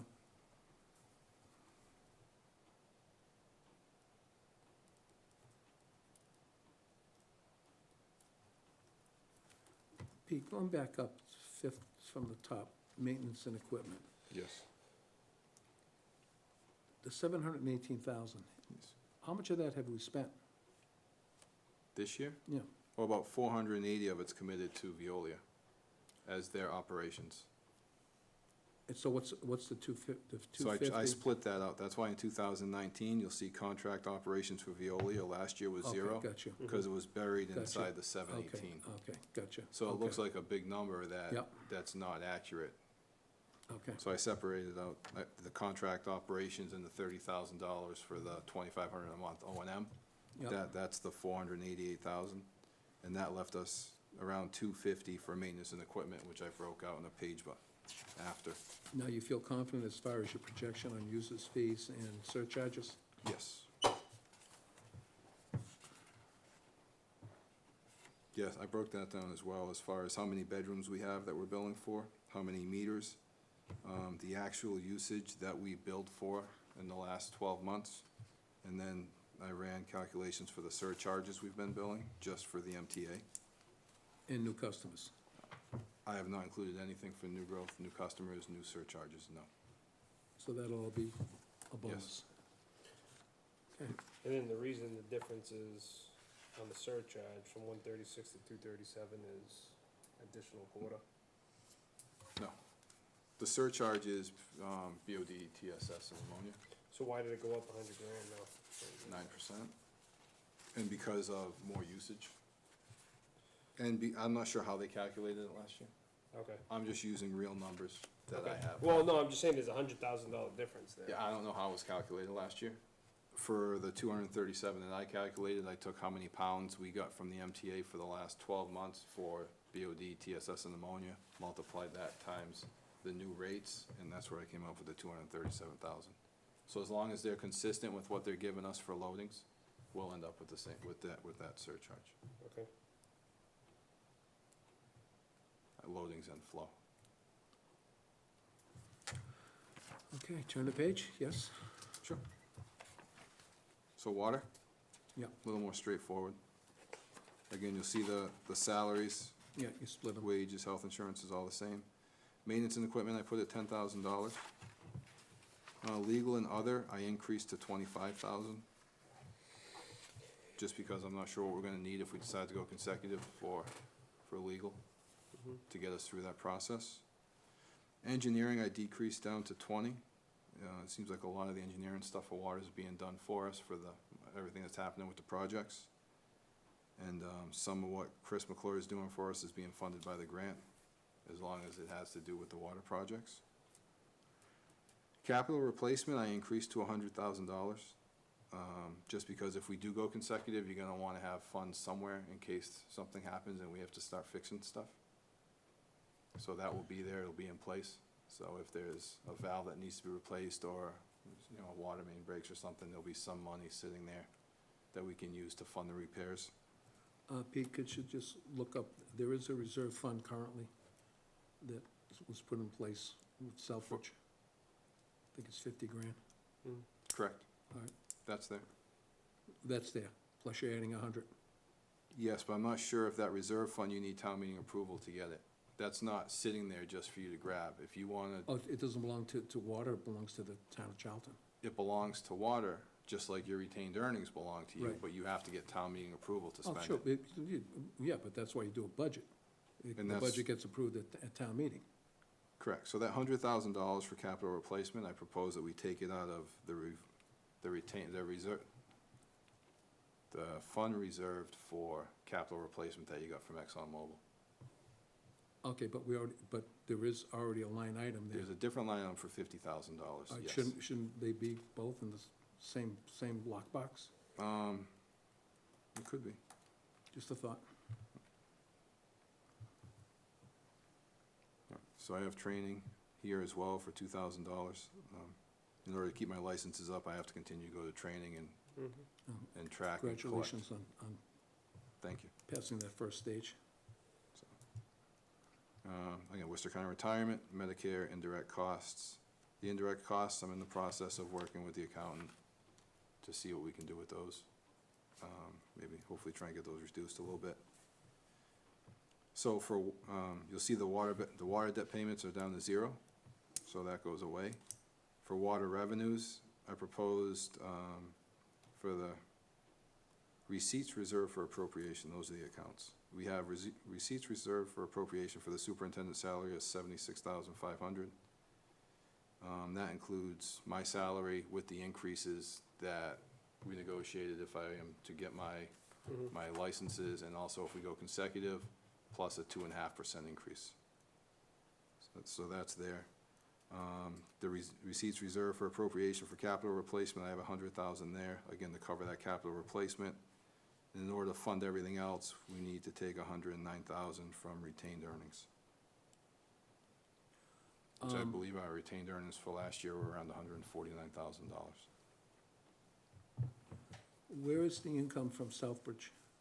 In your retained earnings. But it's an annual, Correct. I believe this year, the annual payment's around $44,000. okay, so. Last year, I believe it was around the same. So is that are you gonna put that in here somewhere? It's in your retained earnings. What the payment we got this year, we don't have yet. The payment we got last year shows up in your retained earnings. Okay, all right, So the budget money you don't use and the money that you collect is how you minus what you did spend is what you have for retained earnings. okay. So the previous payment you got from Southbridge is in here, but as retained earnings. It doesn't stay separate for us to draw from. It's a revenue that goes into the big pot, and it just shows up. Right, wherever you have a deficit, what you do is take it out of retained earnings. Yes. All right, but shouldn't we, as far as anticipated income, shouldn't we be showing it? I mean, I can if you want to do that I- so lower retained earnings from here and show $44,000 from income from Southbridge? I think that would be the correct picture, wouldn't it? Because we're actually showing the source of the income. And where's the reimbursement from what we paid Kevin Pecos? Is that shown here on I this? have not, I have not been able to get to that yet. Okay. I have not been able to get to that yet. Okay. All right, but so what should we, as far as anticipated income, shouldn't we, shouldn't we be showing it? I, it'll, I mean, I can if you want to do that. Okay. I can. All right, but so, but shouldn't we, as far as anticipated income, shouldn't we be showing it? I,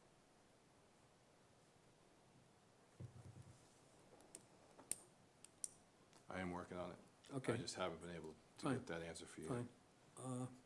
On the general fund transfer, the 161,508. Who's Millennium. still Millennium? Do you remember when the Millennium project was approved? Yeah. The pilot agreement, there was so Well, much. actually, it was changed, I think. Correct. Once or twice, yeah. So what happened was, the original was so much for sewer, so much Yeah. for water Yeah. to fund both those projects from Yeah. the town. And the balance of those projects were assessed as betterments. Yeah. Halfway through that process, the town decided instead of just, the town didn't have the ability to do it that way. The town had to take all of the pilot payments into their general fund and then pay from there. They didn't have the ability to just take Millennium money and give it directly to us. So that's why that shows up as a general fund transfer. Right, so I believe. for 2019, it's zero. It's gonna be zero money transferred. Correct. Because there's no more debt. There's no more debt, or there's no more money Millennium. in Millennium? There's no more debt. No, let's get back to the first question. Is there any more money left in Millennium that was supposed to go to water? I can check. Okay.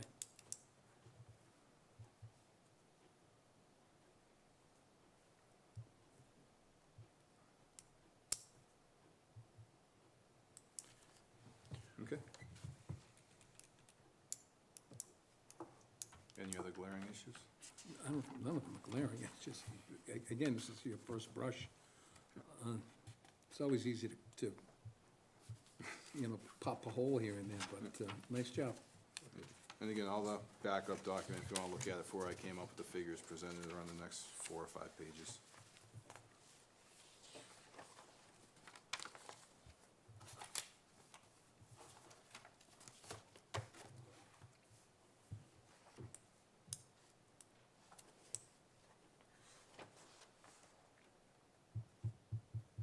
Now, when you do the Veolia, is that 2,500 a month?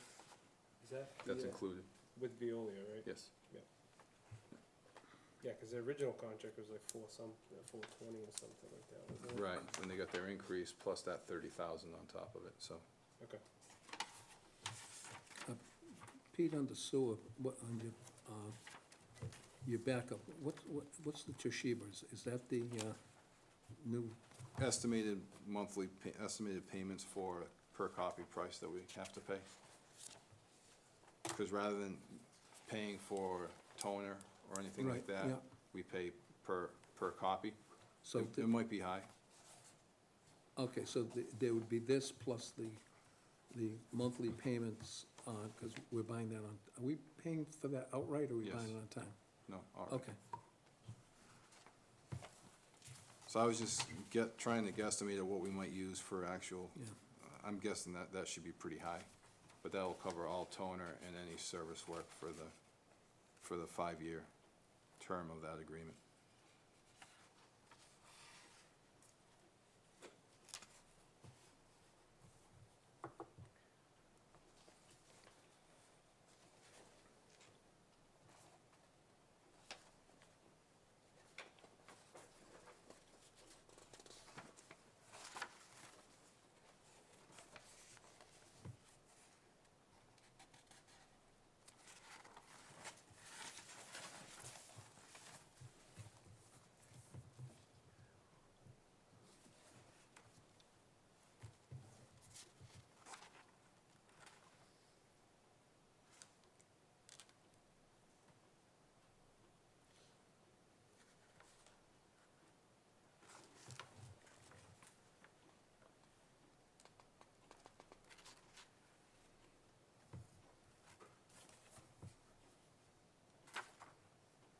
So the estimated revenue under sewer, it's 1.13 plus the 237. So put us at, No, 1.13 includes the 237. okay, there it is right there. You got it under surcharge, okay.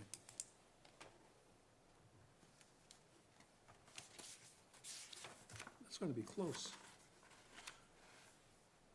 It is.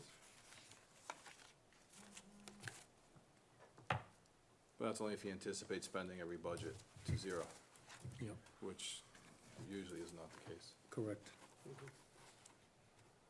And that's why you need a rate increase. Even another rate increase? Should be done every year. Yes, because that will keep you solvent, but it will not allow you to do any repairs. So again, looking at what might come forward for capital repairs, unless you plan on going to town meeting for a borrowing, you're not gonna be able to self-finance or self-fund any, I'm not even gonna say major repairs, but any type of possible small-scale upgrades. So yes, we can balance and we can operate where we're at and come out with a net zero, but it's not gonna give you the ability No, no, you to can't do grow that, with the right. system.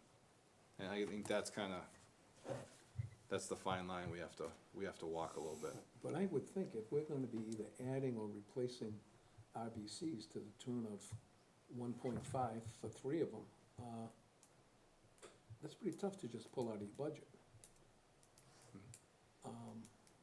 I'm Because we yes. do have the ability to assess everybody. Yes, you do. And again, it depends on what type of a scale of a project you're looking at. You're definitely not gonna raise your rates to try and recoup $1 million in the next 5 years, but slowly you can start to build up enough of a cushion where you can all of a sudden start to do smaller repairs as you need, so we don't wait until it's the all or nothing of a 1.5 or $2 million upgrade.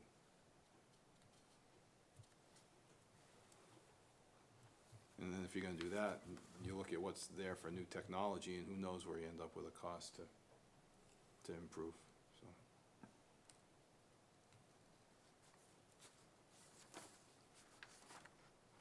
Okay. Annual report? Yeah, go ahead. Pete, annual report? Annual report. I was only here for 2 months of 2017, but I tried to put some stuff down. Some of the bigger things that might have happened. Again, if you wanna see something added, removed, changed, let me know. More detail, less detail. I believe these have to be into Mary Devlin by the end of February, so.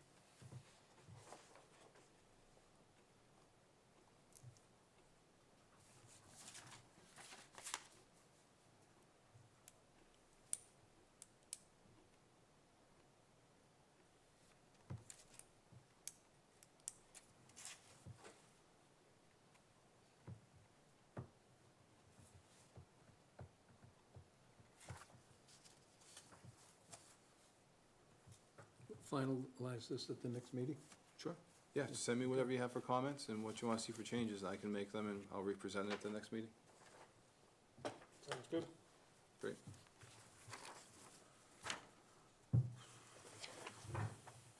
117 City Depot Road. A resident called complaining about their driveway as part of the Phase 2 project that was done back in 2000, asking for us to fix it.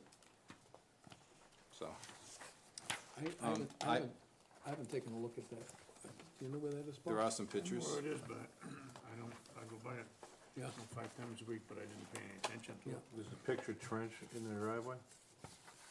It's on the roadway, right? No, it's in their driveway.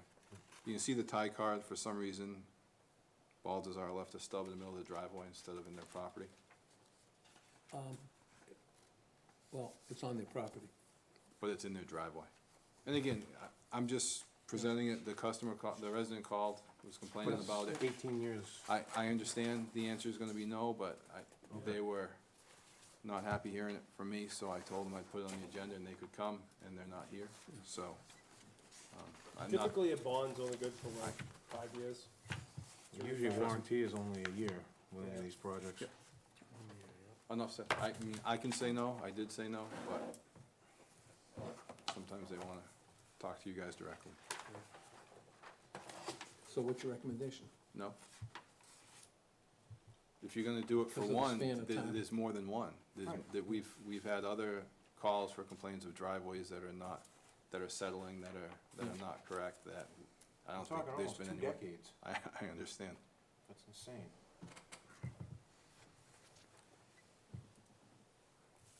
Seventeen. They hooked up the town sewer?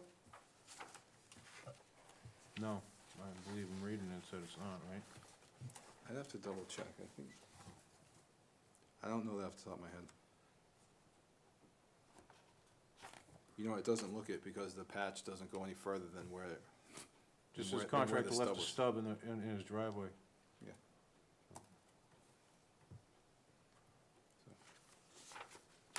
I mean, it's a, And going by the term temporary patch, 17 years later, were they inspecting the whole apron on the driveway done or something? It's rhetorical. yes. So, As I recall, when they did do the stubs, they asked the homeowners to, or they assisted the homeowners as far as locating where the stub should go, Yep. based on where their septic. sewer Yeah. came out of the building, to where it would make the most logical spot to put it. Yeah, they wouldn't have put it in their driveway unless they got approved or asked or this or Yeah. that. Yeah. Unless the homeowner didn't want a fence moved. Yeah, Or that's- something else, Exactly, so. that's what I'm saying. And does the owner from back in 2000, is it the same owner as today? Yes. Okay. Yep.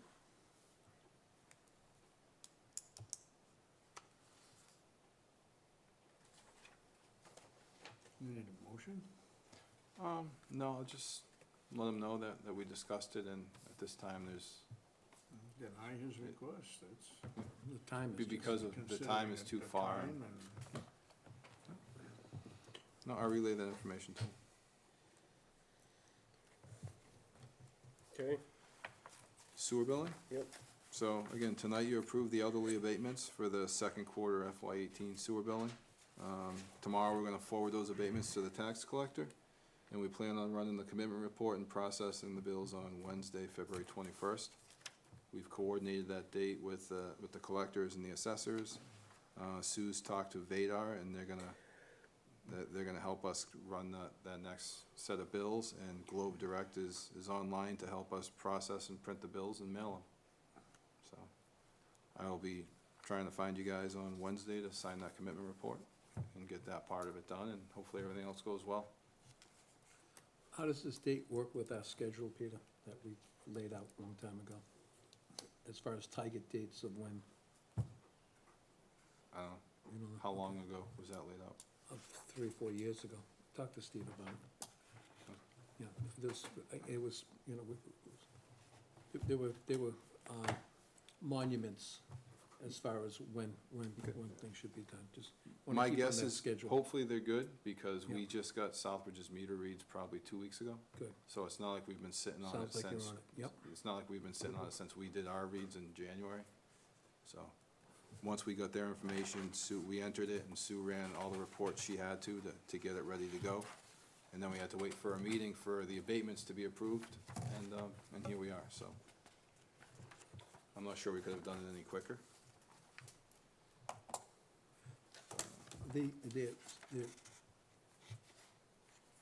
There is a video, I don't know how good it came out, but when the VDOT people came down and ran a training session, Yep. it was videoed. I don't know if you had a chance to look at it, or if it's of any value, so. I think Sue's been doing well talking to Lee from Vadar, it's been very helpful. Yeah. I know the treasurer collector has some new personnel coming in, and once those positions are filled, we may try and do a group training for everybody with Vadar. But as far as what I think what I've seen and what Sue's seen, I think we're pretty comfortable with You're in good what's shape? happening, yes. Good, good, nice Yep. job. Perfect. Number 5. Disclosure, because we're gonna be talking about possible privilege fees for water and the properties that myself and my parents own that abut the water line that would be affected by these, I'm just, putting out this disclosure. Hopefully you guys will approve it, and, I guess the biggest thing is that the determinations that the financial interest is not so substantial as to be deemed likely to affect the integrity of the services with which the municipality expects from myself, so. Peter, the water privilege fees are already in place. You agree with that statement? There's been a vote taken by this board to adopt water privilege fees, yes. Okay, so that's already in place. Okay. They have not been used yet. Okay, and as far as connection fees, we have not, the commission hasn't adopted any water connection fees. Correct, but in order for me to present the information to you, I think I need to do this disclosure so that it's out there. So when I'm putting stuff forward, people know that I've disclosed that I own property, my parents own property, and what I'm presenting to you and what you're gonna vote on has a financial interest, either positively or negatively, on the properties that we own. That's if in fact we change any of that and have a vote. Even if I'm presenting you information, I just rather have this out there and let it be known, and, just hopefully makes it that much clearer for me. Perfect. Thank you. If you wouldn't mind taking a vote with, again, not to be kinda nitpicky, but if you can make a vote with that language, that the financial interest doesn't affect the integrity of the work that you expect from me, which is what the disclosure says, that'd be great. You have a motion?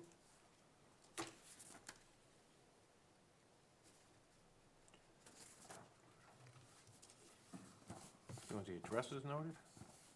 No, I think, Or just, is there disclosure numbers on this or something? no, it's just, it's a section 19, but, if you wanna read the addresses into the record, you could.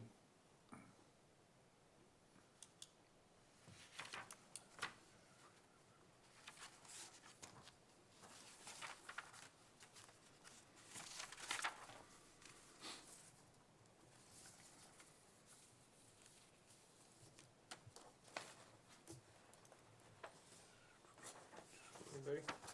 Make a motion to accept Peter's disclosure on the financial interest and determination of the noted properties he and his family own.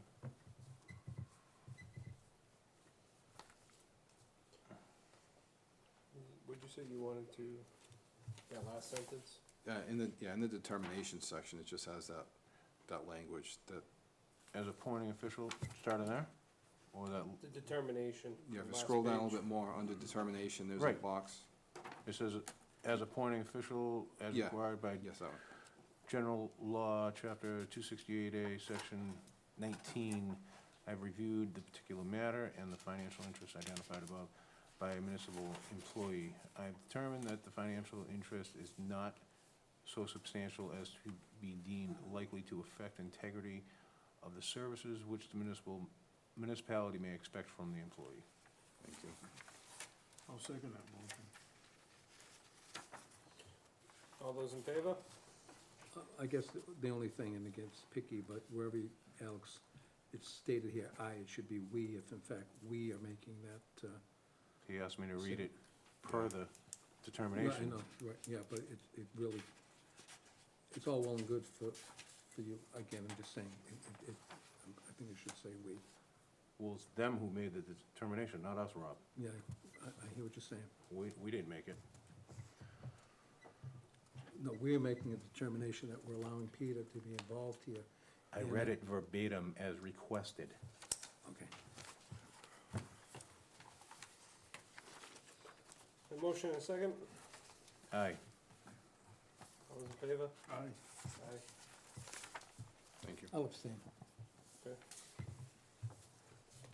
You sign that for me, as appointing authority.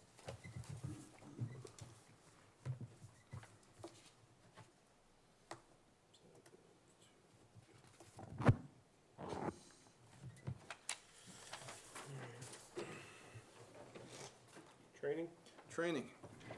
When I was hired, it was agreed that I would go and complete my grade 2 distribution and grade 2 treatment water operator's license. The process is you have to pass the grade 1 distribution and treatment exams, which I have done. In order to take the exams for the grade 2 distribution and treatment, you have to take classes in each category. Those classes are being offered coming up the end of February and the beginning of March from 2 different organizations. I have included the attachments of the trainings that are being presented and also the cost associated. For the grade 2 distribution license, the New England Waterworks Association is having a class in Holliston. It is on Thursday afternoons from 1 p.m. to 4:15 p.m. Starts Thursday, March 8th, and finishes Thursday, May 31st. So it's a 12-week course. Once I take that course and pass a test there, I'll be able to go and sit for the exam at the testing facility to try and pass it there, and then get my grade 2 distribution operator and training license. And then there's also one coming up from Mass Waterworks Association for the grade 2 treatment. That's gonna be taking place in Rutland, Mass, from February 26th to May 21st, Monday mornings from 9 a.m. to 12:30 p.m. And that's the same thing, 12-week course. Go there, you have to attend at least 90% of the classes. You have to take a test, pass that, they give you a certificate, and then you can go and sit at the testing facility for the state test, pass that, and then apply for my grade 2 treatment license, which was agreed to when we were. So if you don't pass the test, you can pay us back? Sure. So after you pass the test, then you have to apply For the license. for the license. The license just isn't issued? No. No. Then you can take another test. No, well, no, he takes the test, he passed the test. No, Then you- test for the class. Okay, right. You So- go to the classes, Do the classes. You Then- pass a small test at the end of the class. They Right. give you the certificate that you took the class. right, Then you go, you sit for the exam. Right. You pass that exam. yeah. Piece of paper, you apply to the state licensing board to get the license. It's another fee. So it's granted and not issued? You pass the exam, Right, but you don't get the license until you apply for He's it. only gonna be eligible for operator in training anyhow. right, okay. But it's not automatic, you pass and a license shows up 2 days later. You have to fill out the form, put the paperwork together, another $100 fee, and you get the Ah, license. there it is. Yes. Okay, okay. Jeepers. Leave it up to the state.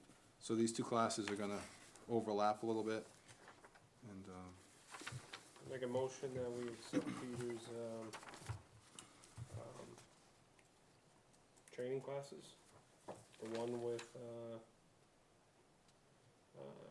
New England Waterworks Association in Holliston, and the other Massachusetts Waterworks Association located in Rutland. I'll second it.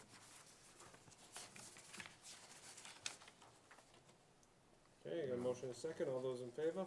Aye. Aye. thank you. The last training I did was taken out of the salary line item for superintendent. We'll just do the same with these. That's okay? Yep. Great. Thank you.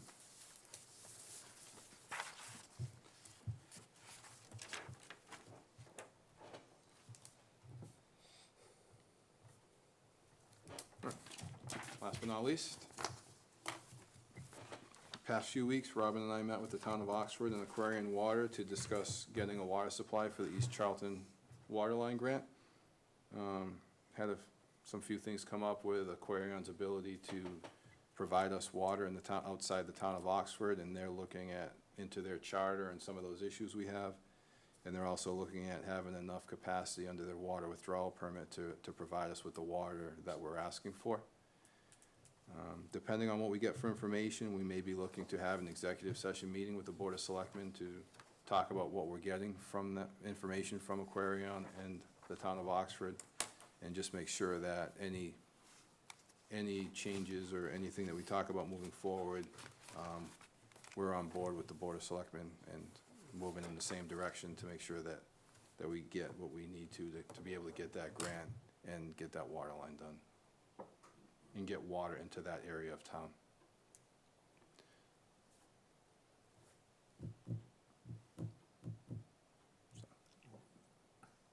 What happens if Oxford says, no, we're not gonna send the water that way? We either don't have enough, or it's not something we wanna do right now, or they come with their exorbitant rates like they had 12 years ago. Then we will talk about that in executive session with the options we may have at that time. There are some options there. By the time we meet then, I'll have more information to share and maybe some different directions that we may choose to go. But I'm still trying to get those together. So the Board of Selectmen's meeting Tuesday, the 27th. If there's no objection, I'll post us for a meeting, an executive session to meet with them at a set time, whether it's 7:30 or 8 o'clock. We can come here and meet with them, and again, Robin and I will fill both boards in on what's taking place and where we're at, and what we have for proposals to move forward. So if there's no objection, I'll go ahead and work with Robin, we'll schedule that and have that ready for you. Okay. So The property. Before you move on, Pete, so we don't have any commitment from Oxford? No. No, we have a letter of support that we submitted with the Okay, grant right, from yeah. Oxford and Aquarium, Yeah, and they're saying the support is still there, but we're gonna have to start negotiating some contracts and get start talking about the items that are coming up and move forward with that, so.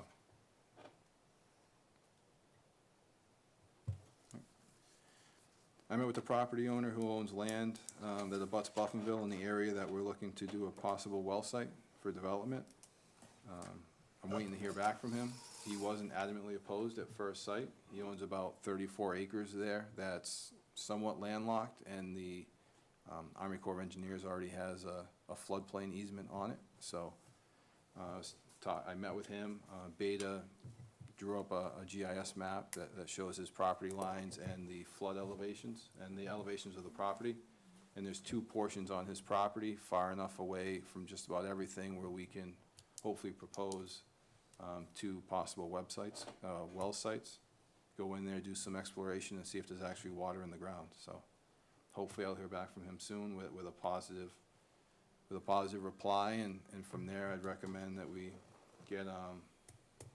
get legal involved and try and come up with an access agreement from the landowner, and also try and set some initial terms on what we'd have to do to either acquire or long-term easement to the property. So when I hear back from him, I'll have more information to present to you with that. Steve and I attended a traffic management plan meeting put on by Kleinfelder to try and get fire, police, highway all in the same room to talk about the projects they have coming up this summer. It went well. Everyone kind of put out their concerns about what's happening and timing with the school loop, the pump station on Route 169, and also the tank mixers and SCADA system. Unfortunately, the school loop, they said they're pushing off until the fall. They're not going to start that construction until fall.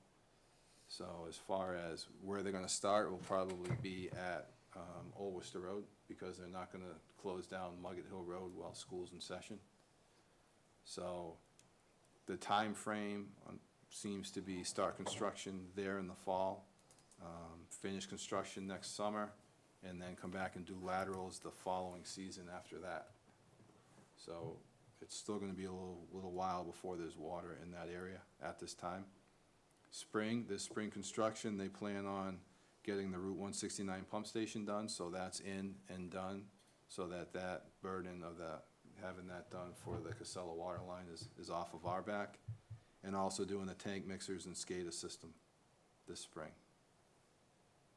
So. not good. Because all of what you just said about what they're gonna start in the spring and what needs to get done has nothing to do with putting in water lines.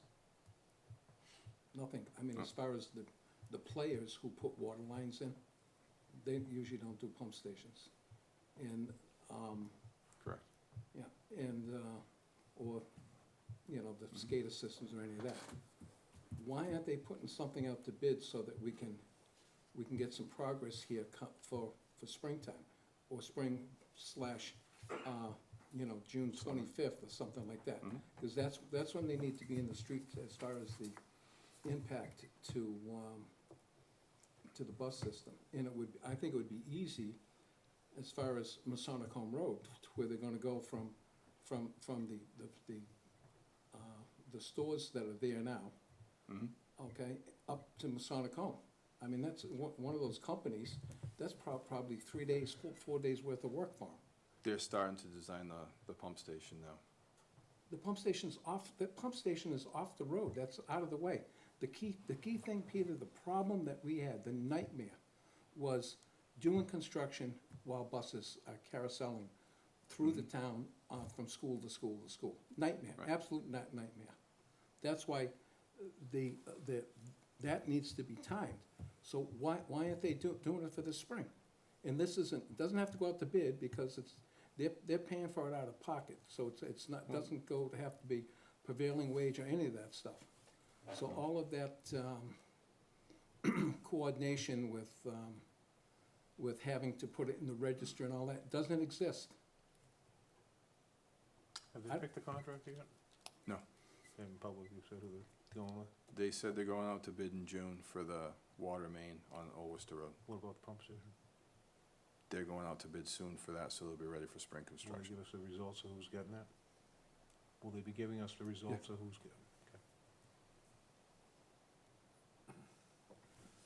Just for knowledge here to the rest of the board, this is my opinion, and I think it's been stated before. In order to service water to Masonic Home and that school loop, the pump station does not have to be in play. We have plenty of water, plenty of pressure, does not have to be in play. So them doing the last thing first is ludicrous, other than, I don't know why they're trying to buy time here. I think this is a disservice to the people who put up with this contaminated water in these POA systems.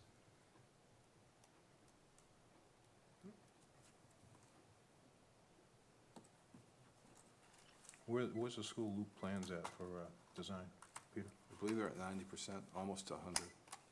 Has Kleinfelder provided sequencing? Has Okay. Kleinfelder provided a sequencing with that?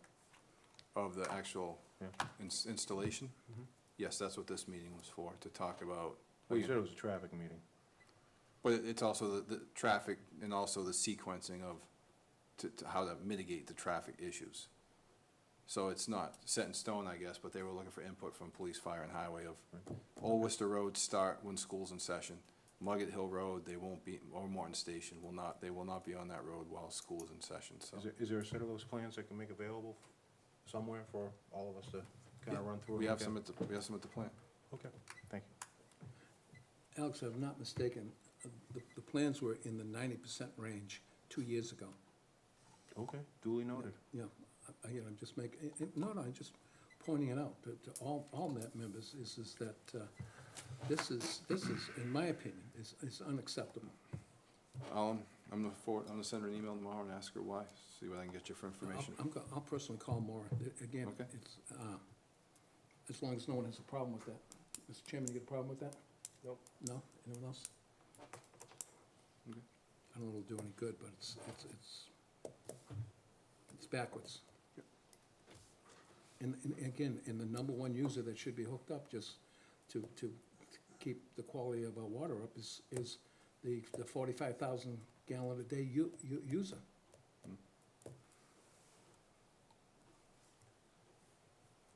When I asked about hooking Overlook up first, they said they were waiting to get the pump station designed.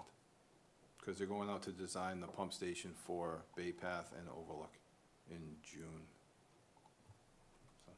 Going up to going up to bid to find a designer? No, just to have the design done. It's no more than a booster station. The design done or to design? I'm sure, I guess I Kleinfelder don't will know. design it. Kleinfelder will do It's the gonna be a design. package deal, like the 160, they all. Oh, Yeah, yeah, yeah. pretty, they come in the back of a truck. Slide the pallet off. 169 is more involved than Masonic Home. Again, it's cake. Same thing with Bay Path. So a couple other things that came up. The North Main Street generator, as I sent an email out, stopped running. The injector pump was bad, so Oh, we yeah, got I that remember rebuilt. Yeah. We rented a generator from Rain for Rent. That's all. Everything's done. The fuel's been sucked out, replaced, the new injector pump and rebuilt injectors are all in place. It's up and running. The generator will be going back to Rain for Rent tomorrow. This morning, we came into a phone call from 231 Sunset Drive. It's on Glenecho Lake. It's a grinder pump system. Steve was out there. Steve from Violi was out there Saturday and Sunday trying to figure out what was going on with the pump. He was having some alarms go off and some pump issues. My understanding is Steve tried to replace the pump and it didn't fix the issue, but what seemed to happen was the check valve in the line up by the street malfunctioned, and the way the pump was sitting in the track on the pump, in the pump chamber, the seal wasn't sealed, so the check ball and the pump didn't work, so it flooded the wet well and flooded his basement. So he's called Serv Pro in there. We were out there today trying to reevaluate. Steve, with everything that was happening with the rain, Keith was working at the plant trying to keep that going because of the heavy influent coming in. Steve was there working all day in the rain Saturday and trying to figure it out Sunday. We went out there today, pulled the pump back out, and opened the discharge valve in the pump, and water just started streaming in from the pressure line up in the road. So Jeff Helgerson came and pumped it. He was unable to get any work done today on the check valve, so we talked to Ronnie Gothier. He's gonna be there first thing tomorrow. Replace the check valve and also replace the bracket in the tank that holds the pump in place. So hopefully we'll get that done in the next few days. We did call our insurance company, Maya, to let them know what happened, because we still can't get the sewer pump to work, so there's no sewer discharge available for the residents, so they must be staying in the hotel tonight. Quick question, did we install that check valve or did they? All desire. You sure? Yes. What side of the property line is it on? The property line is on, It's on the street side. no. The check valve? Okay. I don't know where it's. So there's a low pressure line in the street to a shut off. The check valve, it's on the property line. It's on the owner's property, but it was installed by our contractor back in 2000, just like the grinder pump was. This sounds very familiar. How far away is it from the Lloyd's driveway, from where we had a similar problem last year where we blamed we said, no, it can't be the check valve? Lloyd's was different because you could open that discharge in the pump, Yeah, and it didn't just backflow. it didn't come in. I don't believe so. This one, the pump is removed, you should be able to open the discharge valve. Of course. And it's a steady flow So here's my coming next, from the pressure line in the street. so here's my next question. Does Veolia got some responsibility in this? You can shut the curb stop off. Did they try that? I mean, did it? No, because it flooded before Veolia got there. But after they got there, did they try to shut it off? Yes, when they left yesterday, they shut off the discharge so that it didn't flood after he was there. They shut it off at the street curb No, stop? they shut it off at the pump. Okay. So the bracket, let me just follow this. So the bracket in the tank, It's PVC. yeah, the slide rail. Mhm. The slide rail moved, right, or something broke, which allowed the pump not to have, the pitless pump to not have a correct Correct. seal. Correct. Which in turn, the pump kept running, and then consequently, the rest of the line was back feeding in.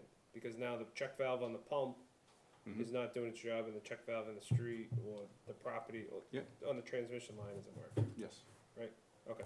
So there's no consequence other than just, there's a freak accident, but, so it wasn't user error, it wasn't like the guys pulled the pump, They never shut the shut-off off or anything like that, is where I'm going. So when they left it, the last time they left it, the pump was in place, but they shut the discharge valve, so there was nothing back. They pumped it down Yep. to empty. They told the property owner we couldn't, it was, I believe it was yesterday, there's nothing else Steve could do at that point. He shut the discharge valve, asked them to use minimal water, and told them we'd be back today. What is the extent of the damage in there? Serv Pro was there, he just had his whole basement redone in December. So he had his contractor there pulling out the baseboard and doing some stuff, Oh, because there was a couple inches of, water there. Okay. And that's why we called our insurance, is this like the third or fourth house from the end? Bernie's old house. Yeah, okay, yeah, I The know one that- exactly the property and the owner and stuff. Really too bad. It I know it sounds like Lloyd's. but I'm gonna get off that one. I'm just talking about having two things go wrong at the same time. Yes. The check valve not working and the pump falling up, coming off its rail. Well, again, I think with the check valve in this, up at the street not working, it provided too much pressure down at the pump. Create too Because- much back pressure. Because all of a when sudden, the flow is on the main. it's not just the pump pressure Yeah. against the head of the elevation, it's the pump pressure It's the against other pumps everybody else coming on. pumping at the same time, plus the head pressure If increased. the check valve inline, the inline check valve was functioning, even if the pump couldn't overcome the pressure in the out on the main, Yeah, the check valve would hold all that back right. due to back pressure. But due to the failure of the check valve on the line going out to the main, Got it. I So agree that's with the you. first I agree failure that could push it off. did It's- they pull permits to refinish their basement? I believe so, I think they had It was they had probably done, it was no burning, that was done beforehand. No, the new owner did it. Really? There was a fire there, I can check, but What for the date? Well, he's putting in a claim to the insurance company as it was just done. The first thing the insurance company's gonna ask for. So he had his own, 2000. he had his private insurance company out there today, and we called our insurance company to just let them know what happened and get that process going. Yep. So, other than that, I think that is it. I don't think that ever happened before, has it? Yeah, it did. It happened right at the corner of Route 20 and the driveway to the treatment plant. Yes. Yes. Yeah. Yep. Come on, how come you can't remember? Yes. I'm not supposed to remember, Frank.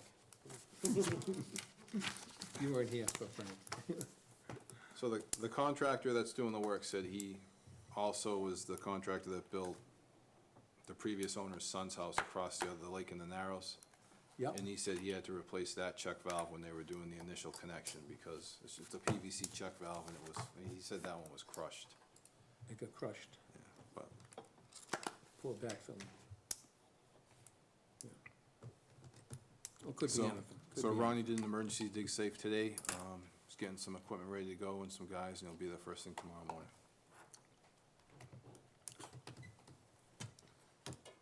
Okay. Other than that, And the rain, excuse me, Pete, the rain event had nothing to do with this No, thing. no, I think the check valve, he said, the owner was saying that he noticed his electric bill was a little bit higher the last few months. Okay, And if that was if the check valve was letting pressure back in and refilling this tank and kind of warp that rail a little bit. Because you can see when you slide the pump down and it's supposed to be against that pitless, it tips, it rocks back. And if you grab the T-handle that you're using to lower the pump and pull it towards the rail, it'll seat and hold. But because it's PVC, it must have just warped that rail a little bit, so it's not holding it tight. It's a spring-loaded rubber seal. They tried to replace the seal a couple times, and it's not working, so we're gonna have to replace that rail. And to replace that rail, it goes through the wet well, so you have to dig down the outside of the wet well, cut the discharge line, and be able to pull the rail out to the inside and replace the new one, and then reconnect it outside the wet well. So we're gonna have to dig in two different places on this property tomorrow.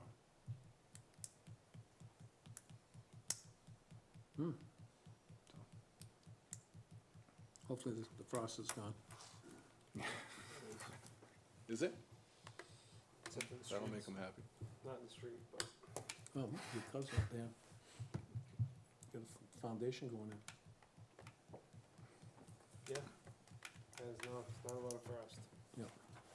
We're still doing it by hand, so there ain't that much frost. No. Motion to